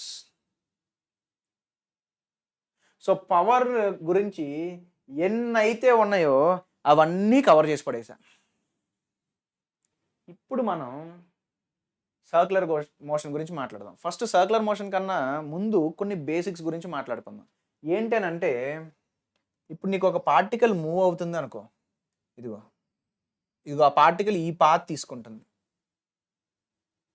అయితే మనం లొకేషన్ ఆఫ్ ద పార్టికల్ని x comma y comma z అని రిప్రజెంట్ చేయొచ్చు. లేదా ఇంకొక ఫామ్ ఉందమ్మా. ఏంటి ఆ ఫామ్ అని అంటే,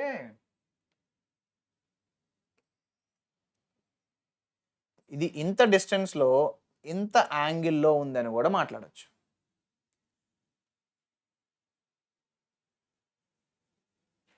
పార్టికల్ ఆర్ డిస్టెన్స్లో థీటా యాంగిల్లో ఉంది అని చెప్పచ్చు.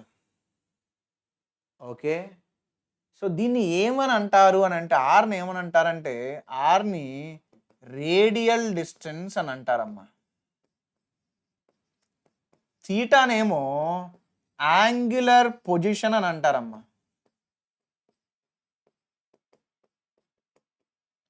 సో నేను ఏదైతే పార్టికల్ తీసుకున్నానో అది అక్కడే ఉంటుందా?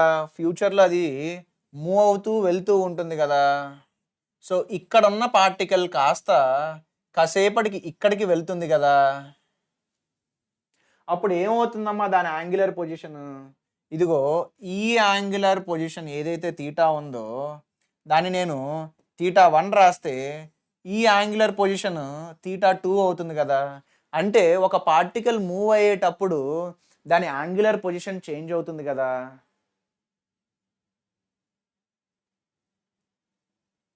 రైట్, దాని యాంగులర్ పొజిషన్ చేంజ్ అవుతుంది. దాని యాంగులర్ పొజిషన్ చేంజ్ అయితే rate of change of position మనం ఏమన్నాం? వెలాసిటీ అని అన్నాం. మరి rate of change of angular position ఏమనాలి? యాంగులర్ వెలాసిటీ అనాలి. అంతే. సో ఒమేగా అనే ఒక లెటర్తో మనం యాంగులర్ వెలాసిటీని రిప్రజెంట్ చేస్తాం. What is omega? It's called angular velocity.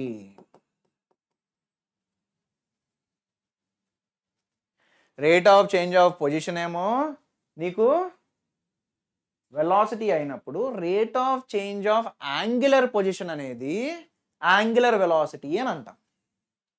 Rate of change of velocity ఏంటి? యాక్సలరేషన్. మరి rate of change of angular velocity ఏమనాలి మనం? Angular acceleration. సో ఆల్ఫాని నేను d⍵/dt అని రాస్తా. దాన్నే మనం యాంగులర్ యాక్సలరేషన్ అని అంటాం. ఈ టర్మ్స్ అనేవి చాలా సిమిలర్గా ఉన్నాయమ్మా. మనకి ఆల్రెడీ తెలిసిన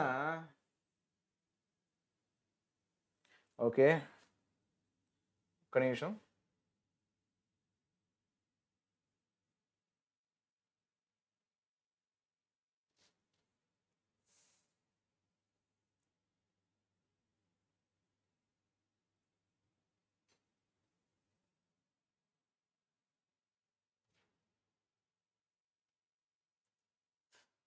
ఒమేగా ఏమని రాయొచ్చు? ఒమేగా d⍵/dt అని రాయొచ్చు. ఆల్ఫాని ఏమని రాయొచ్చు? d⍵/dt అని రాయొచ్చు. దీన్ని ఇంకో విధంగా కూడా రాయొచ్చు అమ్మా. ఏంటనంటే నేను dθ/dθ రాస్తా. అయితే దీని వరకు నేను ఏమని రాయొచ్చు? ఒమేగా అని రాయొచ్చు. సో ఈ స్టోరీ అంతా చూస్తుంటే నువ్వు ఒక్కసారి చూడు, ఒమేగానేమో dθ/dt రాయొచ్చా, ఆల్ఫానేమో d⍵/dt అని రాయొచ్చు, లేదా ఒమేగా ఇంటూ d⍵/dθ అని రాయొచ్చు. ఇది వెరీ సిమిలర్ టు ఇది కదా, v = dr/dt, a = dv/dt or v dv/dr. ఈ ఏవైతే ఉన్నాయో వాటికి వెరీ సిమిలర్గా ఉన్నాయి కదా.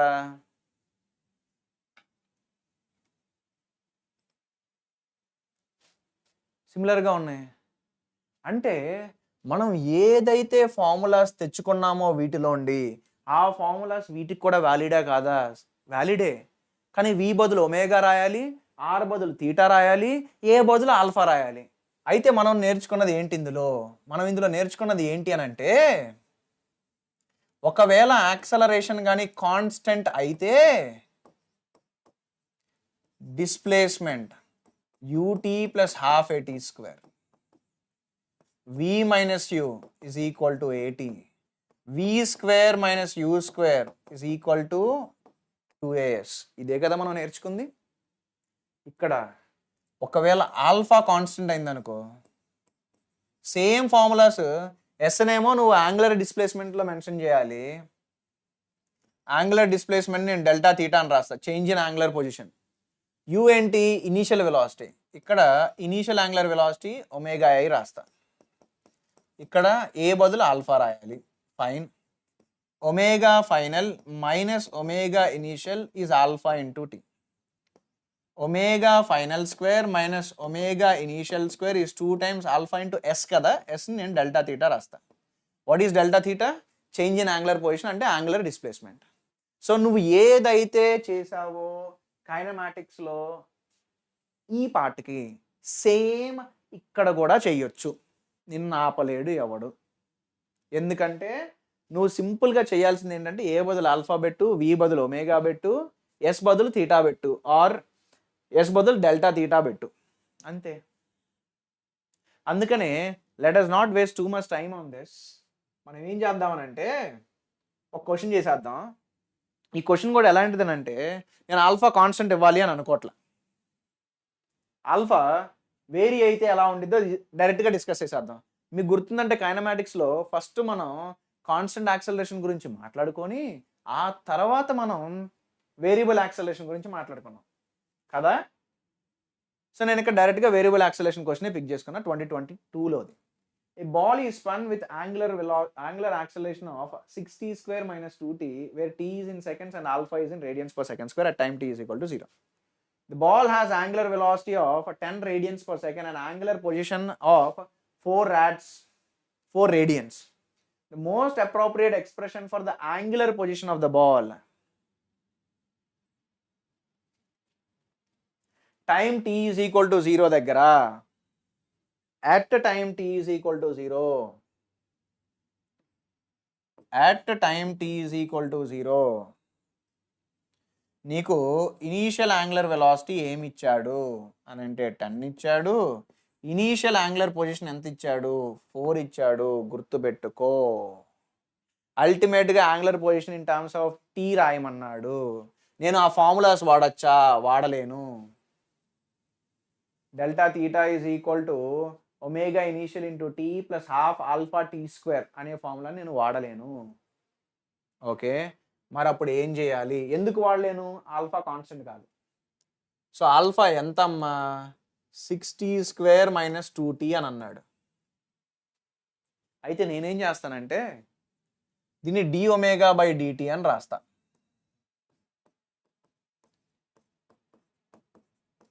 ఇక్కడ నుండి ఒమేగా టీ కనుక్కుంటా. ఒమేగా టీ వచ్చిన తర్వాత నేను తీటా టీ రిలేషన్ కనుక్కుంటా. సేమ్ రాయి d omega 6t square d t minus 2t d t. అయితే time t is equal to 0 దగ్గర initial angular velocity 10. Some time దగ్గర ఎంత యాంగులర్ వెలాసిటీ ఉందో మనకు తెలియదు, దాన్ని ఒమేగా అని రాద్దాం. ఇంటిగ్రల్ డి ఒమేగా ఏంటి? Omega 10 omega. ఇక్కడ 6 అనేది కాన్స్టెంట్, 6ని బయటికి తీసే. అప్పుడు ఇంటిగ్రల్ టీ స్క్వేర్ డిటి అవుతుంది. టీ స్క్వేర్ ఏమవుతుంది? టీ క్యూబ్ బై 3 కదా. లిమిట్స్ ఏంటి? 0 to t minus 2. Integral t dt ఏమవుతుంది? టీ స్క్వేర్ బై 2 కదా.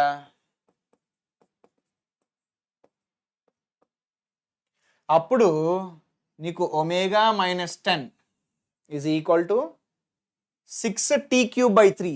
6 బై 3 ఏమవుతుంది? 2 అవుతుంది. So 2t cube minus t square వస్తుంది. అప్పుడు నీకు ఒమేగా ఎంత అనంటే 10 plus 2t cube minus t square. ఇది నీకు ఒమేగా. కానీ వాడు ఒమేగా రిలేషన్ అడిగాడా? వాడు అడిగింది ఏంటి? వాడు అడిగింది తీటా. అంటే ఒమేగా నుండి నువ్వు తీటా కనుక్కోవాలి. మరి ఒమేగాని ఏమని రాయొచ్చు? డి తీటా బై డిటి అని రాయొచ్చుగా. ఓకే, ఒమేగాని డి తీటా బై డిటి అని రాయొచ్చు. సరే, ఆ ఒమేగా ఎంత అని అంటే 10 ప్లస్ 2t క్యూబ్. సరే, ఇక్కడ రాశానా? ఒక్క నిమిషం అమ్మా, ఇక్కడ రాయకూడదు. ఈ స్లైడ్ నేను బేసిక్స్ ఆఫ్ సర్క్యులర్ మోషన్కి వాడాలి. ఒమేగా అనేది నీకు 10 plus 2t cube minus t square కదా. ఆ ఒమేగాని నువ్వు డి తీటా బై డిటి అని రాయొచ్చు.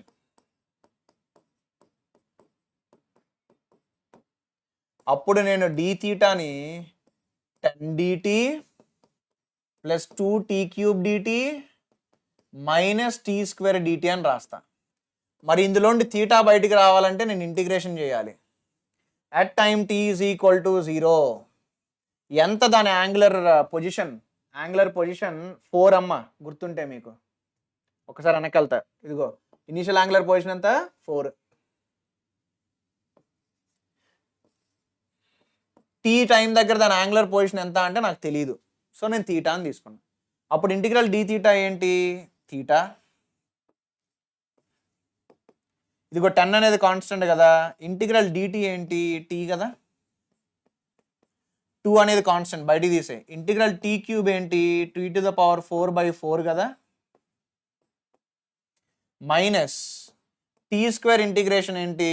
టీ క్యూబ్ బై 3 కదా.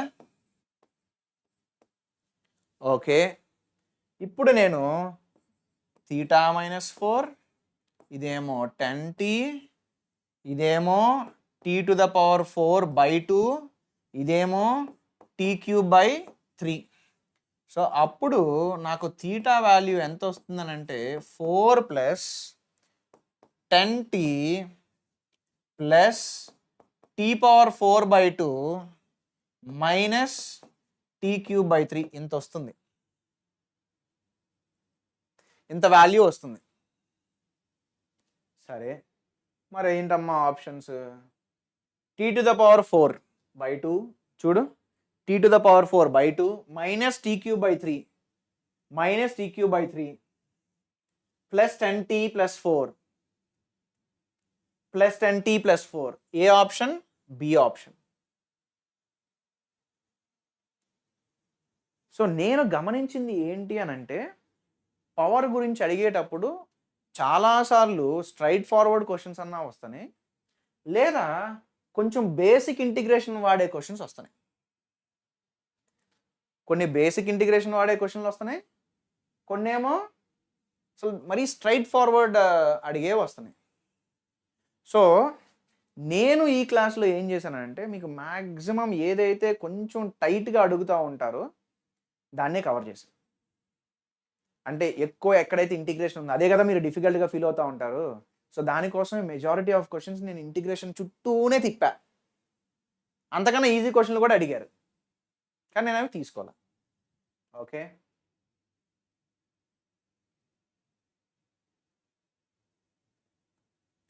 ఇప్పుడు నేను ఒక ఎక్స్ప్లెనేషన్ ఇవ్వాలమ్మా మీకు. ఏంటి ఆ ఎక్స్ప్లెనేషన్ అని అంటే, ఇదిగో ఒక సిచ్యువేషన్ తీసుకుందాం. ఎలాంటి సిచ్యువేషన్ అంటే, force is always perpendicular to velocity అని తీసుకుందాం. నేను ఒక పార్టికల్ మీద ఫోర్స్ అప్లై చేస్తున్నా, ఆ ఫోర్స్ పర్పెండిక్యులర్ టు వెలాసిటీ, ఎప్పుడు కూడా అది పర్పెండిక్యులర్గా యాక్ట్ అవుతుందని తీసుకుంటా. అయితే ఇప్పుడు ఇదిగో ఇక్కడ పార్టికల్ కి వెలాసిటీ ఇలా ఉందనుకో, నేను లెట్స్ సే ఫోర్స్ ఇలా అప్లై చేస్తున్నా. ఏ డైరెక్షన్లో అయితే నీకు పార్టికల్కి వెలాసిటీ ఉండిద్దో అది డైరెక్షన్ ఆఫ్ మోషన్ నీకు, అవునా? నీకు డైరెక్షన్ ఆఫ్ మోషన్లోనే నీకు డిస్ప్లేస్మెంట్ కూడా ఉంటుంది కదా. నీకు ఏ డైరెక్షన్లో అయితే పార్టికల్ మూవ్ అవుతుందో ఆ డైరెక్షన్లోనే డిస్ప్లేస్మెంట్ ఉంటుంది కదా. అయితే ఈ ఫోర్స్ ఏం చేస్తుంది? I am interested in calculating work done by this force. Work done by this force. F bar dot ds bar. ఎంతమ్మా? ఫోర్స్కి డిస్ప్లేస్మెంట్కి యాంగిల్ ఎంత అంటే 90. అప్పుడు ఈ ఫోర్స్ ఎంత వర్క్ చేస్తుందనంటే 0. So work done by this force 0 అని అనుకో, అది కైనెటిక్ ఎనర్జీని చేంజ్ చేయగలదా? నో. ఎందుకు? వర్క్ ఎనర్జీ థియరం ఏం చెప్తుందనంటే, work done by the force will be responsible for change in kinetic energy కదా. మరి అది వర్క్ చేయట్లా అంటే కైనెటిక్ ఎనర్జీ చేంజ్ అయిద్దా? అవ్వదు. ఫైనల్ కైనెటిక్ ఎనర్జీని 12 mv² తీసుకో, ఇనీషియల్ కైనెటిక్ ఎనర్జీని 12 mu² తీసుకో. ఇలా చేసినప్పుడు నీకు v = u వస్తుంది. అంటే దాని అర్థం ఏంటి? ఇనీషియల్ స్పీడ్ ఫైనల్ స్పీడ్ సేమే, అంటే స్పీడ్ చేంజ్ అవ్వట్లా. అంటే speed is constant. Very important అమ్మా. నీకు పార్టికల్ మీద ఫోర్స్ అప్లై అవుతుంది కానీ దాని స్పీడ్ చేంజ్ అవ్వట్లా. ఎప్పుడైతే నువ్వు force perpendicular to the velocity apply చేస్తావో ఆ ఫోర్స్ పార్టికల్ యొక్క స్పీడ్ని చేంజ్ చేయలేదు.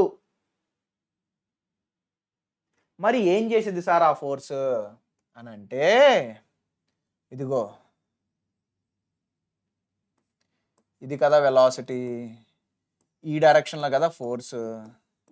సో ఈ ఫోర్స్ ఏం చేస్తుందంటే ఆ వెలాసిటీని పుల్ చేసిద్ది.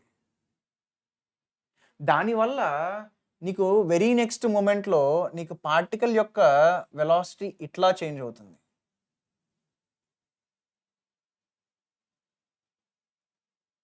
సో ఆ ఫోర్స్ అనేది డైరెక్షన్ ఆఫ్ ద పార్టికల్ని బెండ్ చేస్తుంది కానీ స్పీడ్ని చేంజ్ చేయట్లా. అంటే ఈ force magnitude of velocity change చేయట్లా, but it changes the direction. So when force is applied perpendicular to velocity, it changes the direction of velocity but not it's magnitude. So ఏదైతే force వెలాసిటీకి పర్పెండిక్యులర్గా act అవుతూ ఉంటుందో, ఏదైతే force వెలాసిటీకి పర్పెండిక్యులర్గా act అవుతుందో ఆ force velocity యొక్క డైరెక్షన్ని change చేస్తుంది, కానీ దాని మ్యాగ్నిట్యూడ్ని చేంజ్ చేయదు. మరి sir what if we need to change speed అని అంటే ఒక ఎగ్జాంపుల్ ఇస్తా. నువ్వు ఒక పార్టికల్ని డ్రాప్ చేసావనుకో, ఆ పార్టికల్కి వెలాసిటీ ఈ డైరెక్షన్లో వస్తుంది. దాని మీద యాక్ట్ అవుతున్న ఫోర్స్ ఏంటమ్మా? దాని మీద యాక్ట్ అవుతున్న ఫోర్స్ mg కిందకి. సో ఈ సిచ్యువేషన్లో దాని డైరెక్షన్ ఆఫ్ వెలాసిటీ చేంజ్ అవుతుందా? లేదు, ఎప్పుడు కిందకే ఉంటుంది. కానీ దాని స్పీడ్ చేంజ్ అవుతుందా? చేంజ్ అవుతుంది. ఇంకొక ఎగ్జాంపుల్ ఇస్తానమ్మా. నువ్వు ఒక పార్టికల్ని పైకి విసిరేయి, వర్టికల్గా విసిరేయి. పార్టికల్ నువ్వు పైకి విసిరేసినప్పుడు ఎంత స్పీడ్తో విసిరేస్తావు అంటే చాలా ఎక్కువ స్పీడ్తో విసిరేస్తున్నానని తీసుకో. అయితే ఒక 1 సెకండ్ ఒక 1 సెకండ్ తర్వాత దాని స్పీడ్ తగ్గుతుంది, కానీ దాని డైరెక్షన్ మాత్రం పైకే ఉంటుందిగా. అవునా కాదా? సో నువ్వు ఒక పార్టికల్ యొక్క స్పీడ్ చేంజ్ చేయాలంటే, to change the speed of the particle, to change speed of particle, to change speed of particle,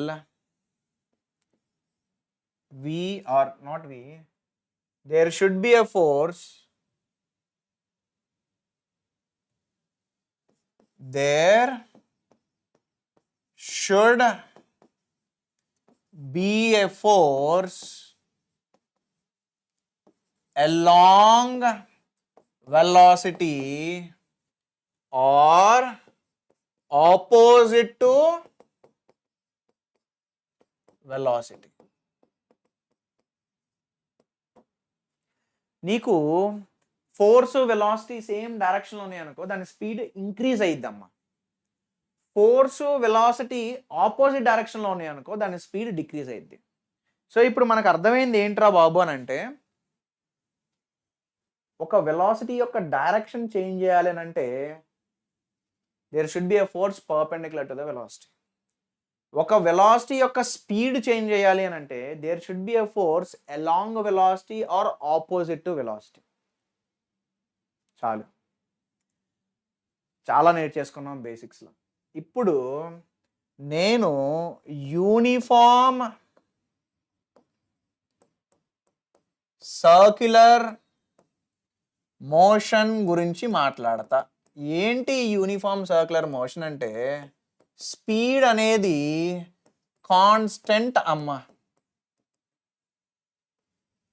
అంటే ఒక పార్టికల్ సర్కిల్లో మూవ్ అవుతూ ఉంటుంది, కానీ దాని స్పీడ్ మాత్రం కాన్స్టెంట్ ఉంటుంది. దాని అర్థం ఏంటి అని అంటే, ఒక పార్టికల్ లెట్స్ సే ఇక్కడ నుండి స్టార్ట్ అయింది, ఒక v స్పీడ్తో స్టార్ట్ అయింది. ఒక టైం దగ్గర అది ఇక్కడికి వచ్చింది, దాని v స్పీడ్ మాత్రం యాజ్ ఇట్ ఈజ్ ఉంది, కానీ దాని పొజిషన్ మాత్రం చేంజ్ అవుతూ ఉంది. ఓకే అమ్మ, ఇక్కడేమో వెలాసిటీ ఇలా ఉంది, వెళ్ళే కొద్దీ వెలాసిటీ యొక్క డైరెక్షన్ చేంజ్ అవుతూ ఉందా లేదా? కానీ దాని స్పీడ్ చేంజ్ అవుతుందా? లేదు. అంటే దాని మీద వెలాసిటీ డైరెక్షన్లో కానీ ఆపోజిట్ వెలాసిటీ డైరెక్షన్లో కానీ ఏ ఫోర్సు లేదు, కానీ దాని వెలాసిటీ మాత్రం డైరెక్షన్ మాత్రం చేంజ్ అవ్వాలి. అంటే పక్కా దీని మీద ఒక ఫోర్స్ యాక్ట్ అవ్వాలి పర్పెండిక్యులర్ టు ద వెలాసిటీ. దీన్నే మనం నార్మల్ ఫోర్స్ అని అంటాం.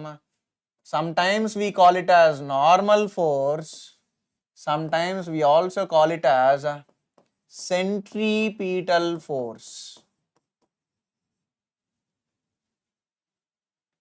సో ఒక బాడీ సర్క్యులర్ మోషన్లో ఉండాలి అని అంటే దాని వెలాసిటీ యొక్క డైరెక్షన్ మాత్రం ఖచ్చితంగా చేంజ్ అవ్వాలి. ఎవడురా వెలాసిటీ యొక్క డైరెక్షన్ని చేంజ్ చేస్తాడంటే a force which will act perpendicular to it. ఆ పర్పెండిక్యులర్ ఫోర్స్నే మనం సర్క్యులర్ మోషన్లో సెంట్రిపెటల్ ఫోర్స్ అని పిలుస్తాం. Okay fine. ఎంత సార్ మరి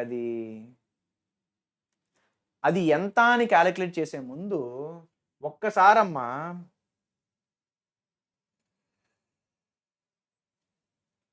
టీ టైంలో పార్టికల్ ఇక్కడ నుండి ఇక్కడికి వెళ్ళింది కదా, అంటే థీటా చేంజ్ అవుతుంది కదా, అంటే దీనికి యాంగులర్ వెలాసిటీ ఉంది కదా.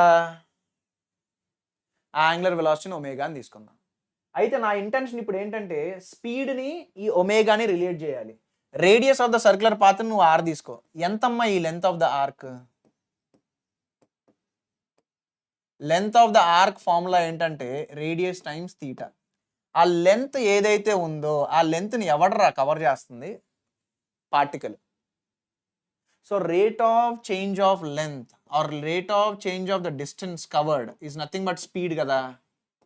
ఆర్ అనేది కాన్స్టెంట్ అమ్మా, సో దాన్ని డిఫరెన్షియేట్ చేయాల్సిన అవసరం లేదు. దీన్ని నేను స్పీడ్ అంట. ఎంత స్పీడ్తో అయితే అది లెంత్ కవర్ చేస్తుందో దాన్ని వి తీసుకున్నా. మరి డి థీటా బై డిటీని ఏమని రాయొచ్చు? ఒమేగా అని రాయొచ్చు. సో వికి ఒమేగాకి రిలేషన్ ఏంటి? V is equal to r omega. Okay okay అయితేనమ్మా నేను టైం సేవ్ చేయడానికి నేను డెరివేషన్ చేయట్లేదు. ఏదైతే మనం నార్మల్ ఫోర్స్ అని మాట్లాడుతున్నామో ఆర్ ఏదైతే మనం సెంట్రిపీటల్ ఫోర్స్ అని మాట్లాడుతున్నామో అది equal to mv square by r అమ్మ. ఇది నేను డెరైవ్ చేయట్లా, అవసరం లేదు, డెరివేషన్ అవసరం లేదు. మనకి డెరైవ్ చేస్తే ఏ ఫోర్స్ అయితే వెలాసిటీ యొక్క డైరెక్షన్ని బెండ్ చేయాలని చూస్తుందో ఆ ఫోర్స్ ఎంత అంటే సర్క్యులర్ మోషన్లో m v square by r. So నేను ఆ సెంట్రిపీటల్ ఫోర్స్ని ఎఫ్సి అని రాస్తే అది ఎంవి స్క్వేర్ బై ఆర్ కదా. నువ్వు వీని ఆర్ ఒమేగా పెట్టావు అనుకో, అప్పుడు ఏమవుతుంది? V r square omega square by r వస్తుంది. అప్పుడు అది నువ్వు ఎంఆర్ ఒమేగా స్క్వేర్ అని కూడా రాయొచ్చు కదా. సో సిచ్యువేషన్ బట్టి నువ్వు సెంట్రిపెటల్ ఫోర్స్ని ఎంవి స్క్వేర్ అని రాయి, ఎంవి స్క్వేర్ బై ఆర్ అని రాయి, లేదా ఎంఆర్ ఒమేగా స్క్వేర్ అని కూడా రాయి, ఏదైనా పర్లా. ఆ సెంట్రిపెటల్ ఫోర్స్కి ఏదైతే యాక్సలరేషన్ ప్రొవైడ్ చేస్తుందో దాన్ని సెంట్రిపీటల్ యాక్సలరేషన్ అని అంటారు, ఆర్ నార్మల్ యాక్సలరేషన్ అని కూడా అంటారు.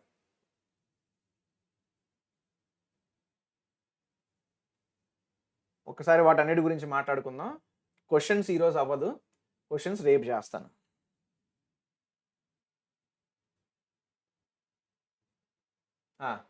సో ఇప్పుడు మనకు తెలిసింది ఏంటి అని అంటే సెంట్రిపీటల్ ఫోర్స్ ఏదైతే నేను మాట్లాడుతున్నానో అది equal to mv square by r r is also equal to mr omega square.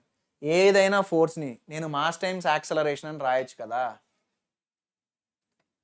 ఏ ఫోర్స్నైనా నేను మాస్ టైమ్స్ యాక్సలరేషన్ రాయొచ్చు కదా. సో మాస్ టైమ్స్ యాక్సలరేషన్, ఆ యాక్సలరేషన్ని నేను సెంట్రిపెటల్ యాక్సలరేషన్ అంట. ఒక్కోసారి దాన్ని నార్మల్ యాక్సలరేషన్ అని కూడా అంటారమ్మా. అయితే m v square by r or m r omega square. So ఏంటమ్మా సెంట్రిపెటల్ యాక్సలరేషన్ అంటే v square by r or r omega square.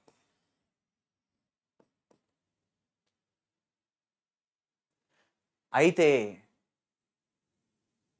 Sir ఎప్పుడూ కూడా మనకి యూనిఫామ్ సర్క్యులర్ మోషనే ఉండాలా, ఏం దాని స్పీడ్ చేంజ్ అవ్వకూడదా? అని అంటే చేంజ్ అవ్వచ్చు అమ్మ. అప్పుడు దాన్ని మనం నాన్ యూనిఫామ్ సర్క్యులర్ మోషన్ అని అంటాం. సో ఇందులో ఏమవుతుంది అని అంటే నువ్వు ఒక సర్క్యులర్ మోషన్ గురించి మాట్లాడేటప్పుడు ఓకే ఇక్కడ స్పీడ్ యూ తీసుకో, ఇక్కడికి వచ్చేటప్పటికి దాని స్పీడ్ నువ్వు వి తీసుకో, ఎందుకంటే స్పీడ్ చేంజ్ అవ్వాలి. స్పీడ్ చేంజ్ అవ్వాలి అని అంటే వెలాసిటీ డైరెక్షన్లో ఫోర్స్ ఉండాలి కదా. సో ఏదైతే ఫోర్స్ వెలాసిటీ డైరెక్షన్లో కానీ లేదా దానికి ఆపోజిట్ డైరెక్షన్లో కానీ యాక్ట్ అవుతుందో దాన్నే మనం టాంజెన్షియల్ ఫోర్స్ అని అంటామమ్మ. అది ఏదైతే యాక్సలరేషన్ ఇస్తుందో దాన్ని టాంజెన్షియల్ యాక్సలరేషన్ అంటాం. అది కాకుండా మనకి ఖచ్చితంగా normal force or centripetal force కూడా ఉండాలి, ఎందుకంటే వెలాసిటీ డైరెక్షన్ మాత్రం ఖచ్చితంగా చేంజ్ అవ్వాలి, అప్పుడే అది సర్క్యులర్ మోషన్లో వెళ్ళగలదు. ఇదిగో చూడు, వెలాసిటీ యొక్క డైరెక్షన్ నీకు కంటిన్యూస్గా చేంజ్ అవ్వాలి అంటే సెంట్రిపెటల్ ఫోర్స్ అనేది కంపల్సరీ. స్పీడ్ కూడా చేంజ్ అవుతుందంటే టాంజెన్షియల్ ఫోర్స్ కూడా కంపల్సరీ. మరి ఆ టాంజెన్షియల్ ఫోర్స్ని ఏమని రాస్తారు సార్ అని అంటే mass times the tangential acceleration. Tangential acceleration ఏం చేస్తుంది? It is going to change the speed. So the rate at which speed changes is tangential acceleration.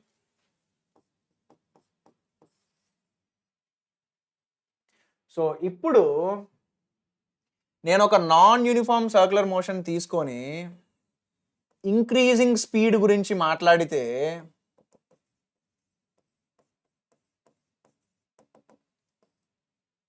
ఒక లొకేషన్ తీసుకో, అప్పుడు దీనికి నేను v స్పీడ్ ఉందని తీసుకొని ఆ స్పీడ్ ఇంక్రీజ్ అవుతుంది అని అంటే పక్కా యాక్సలరేషన్ దాని డైరెక్షన్లోనే ఉండాలి, టాంజెన్షియల్ యాక్సలరేషన్. ఈ టాంజెన్షియల్ యాక్సలరేషన్ ఎంత అని అంటే dv/dt, rate at which speed changes. అమ్మ మీకు స్పీడ్ ఆల్రెడీ r ఒమేగా అని తెలుసు కదా, నేను rని బయటికి తీసేస్తా, అప్పుడు dω/dt కదా, అప్పుడు టాంజెన్షియల్ యాక్సలరేషన్ ఎంత? Tangential acceleration r∝. సో ఒక పార్టికల్ అనేది నాన్ యూనిఫామ్ సర్క్యులర్ మోషన్లో ఉంటే దాని మీద నీకు టాంజెన్షియల్ యాక్సలరేషన్ ఉంటుంది, దానికి normal acceleration or centripetal acceleration కూడా ఉంటుంది. మరి ఎంత సార్ నెట్ యాక్సలరేషన్? అప్పుడు నెట్ యాక్సలరేషన్ యొక్క మ్యాగ్నిట్యూడ్ కావాలనుకో ఈ రెండింటిని నువ్వు వెక్టారల్లీ యాడ్ చేయాలి. ఆ రెండింటి మధ్య యాంగిల్ అంతా 90 degrees. ఇప్పుడు ఫర్ ఎగ్జాంపుల్ నేను 2i + 3j అన్నాను అనుకో, దీని మ్యాగ్నిట్యూడ్ ఎంతమ్మా? √2² + 3². ఎందుకు? i j 90 degreesలో ఉన్నాయి కాబట్టి. ఇక్కడ కూడా మనకు రెండు యాక్సలరేషన్లు ఉన్నాయి. మరి టోటల్ యాక్సలరేషన్ ఎంత అంటే ఇది ప్లస్ ఇది వెక్టరల్లీ యాడ్ చేయాలి. ఆ రెండింటి మధ్య ఉన్న యాంగిల్ ఎంత? 90. అప్పుడు నాకు నెట్ మ్యాగ్నిట్యూడ్ √AC² + AT² అని రాయొచ్చు కదా. సో ఎప్పుడైనా ఒక సర్క్యులర్ మోషన్లో ఉన్న పార్టికల్ యొక్క నెట్ యాక్సలరేషన్ అడిగాడు అనుకో, నువ్వు మొత్తం యాక్సలరేషన్ గురించి మాట్లాడాలి. ఒకటేమో నార్మల్ యాక్సలరేషన్, ఒకటేమో టాంజెన్షియల్ యాక్సలరేషన్. నీకు టాంజెన్షియల్ యాక్సలరేషన్ వెలాసిటీ సేమ్ డైరెక్షన్లో ఉన్నాయి అనుకో, స్పీడ్ ఇంక్రీజ్ అయింది. అదే టాంజెన్షియల్ యాక్సలరేషన్ ఇలా ఉండి వెలాసిటీ ఇలా ఉందనుకో, దాని స్పీడ్ డిక్రీజ్ అయింది. అంటే స్లోగా మూవ్ అయ్యి రెస్ట్కి వచ్చేసింది. ఓకే, ఇదమ్మా basics of circular motion. So ఏవైతే క్వశ్చన్స్ ఉన్నాయో నేను కొన్ని క్వశ్చన్స్ తీసుకున్నాను. ఈ క్వశ్చన్స్ నేను రేపు చేస్తాను. నా రిక్వెస్ట్ మీకు ఇప్పుడు ఏంటి అని అంటే, ఏదైతే ఈ లాస్ట్లో నేను చేశానో ఆ పార్ట్ మొత్తాన్ని జాగ్రత్తగా గమనించండి. అందరూ లాస్ట్ పార్ట్ని మళ్ళీ మళ్ళీ వినండి ఒకవేళ అర్థం కాకపోతే, రైట్? అండ్ సెకండ్ థింగ్, కొంతమంది అంటున్నారు ఏమని, సార్ క్వశ్చన్స్ గట్టిగా ట్రై చేస్తున్నాము, డే అంతా ట్రై చేస్తున్నా కానీ అవ్వట్లేదు అని అంటే, అమ్మ నువ్వు అదే ఎఫర్ట్ కంటిన్యూస్గా వారం పెట్టు. ఈరోజు రాలా, మళ్ళీ రేపు కూర్చో. అలా వారం రోజులు చేయి. ఇంప్రూవ్మెంట్ రాకపోతే నా పేరు మార్చుకుంటా, కానీ ప్రయత్నించడం మాత్రం ఆపొద్దు. All the best.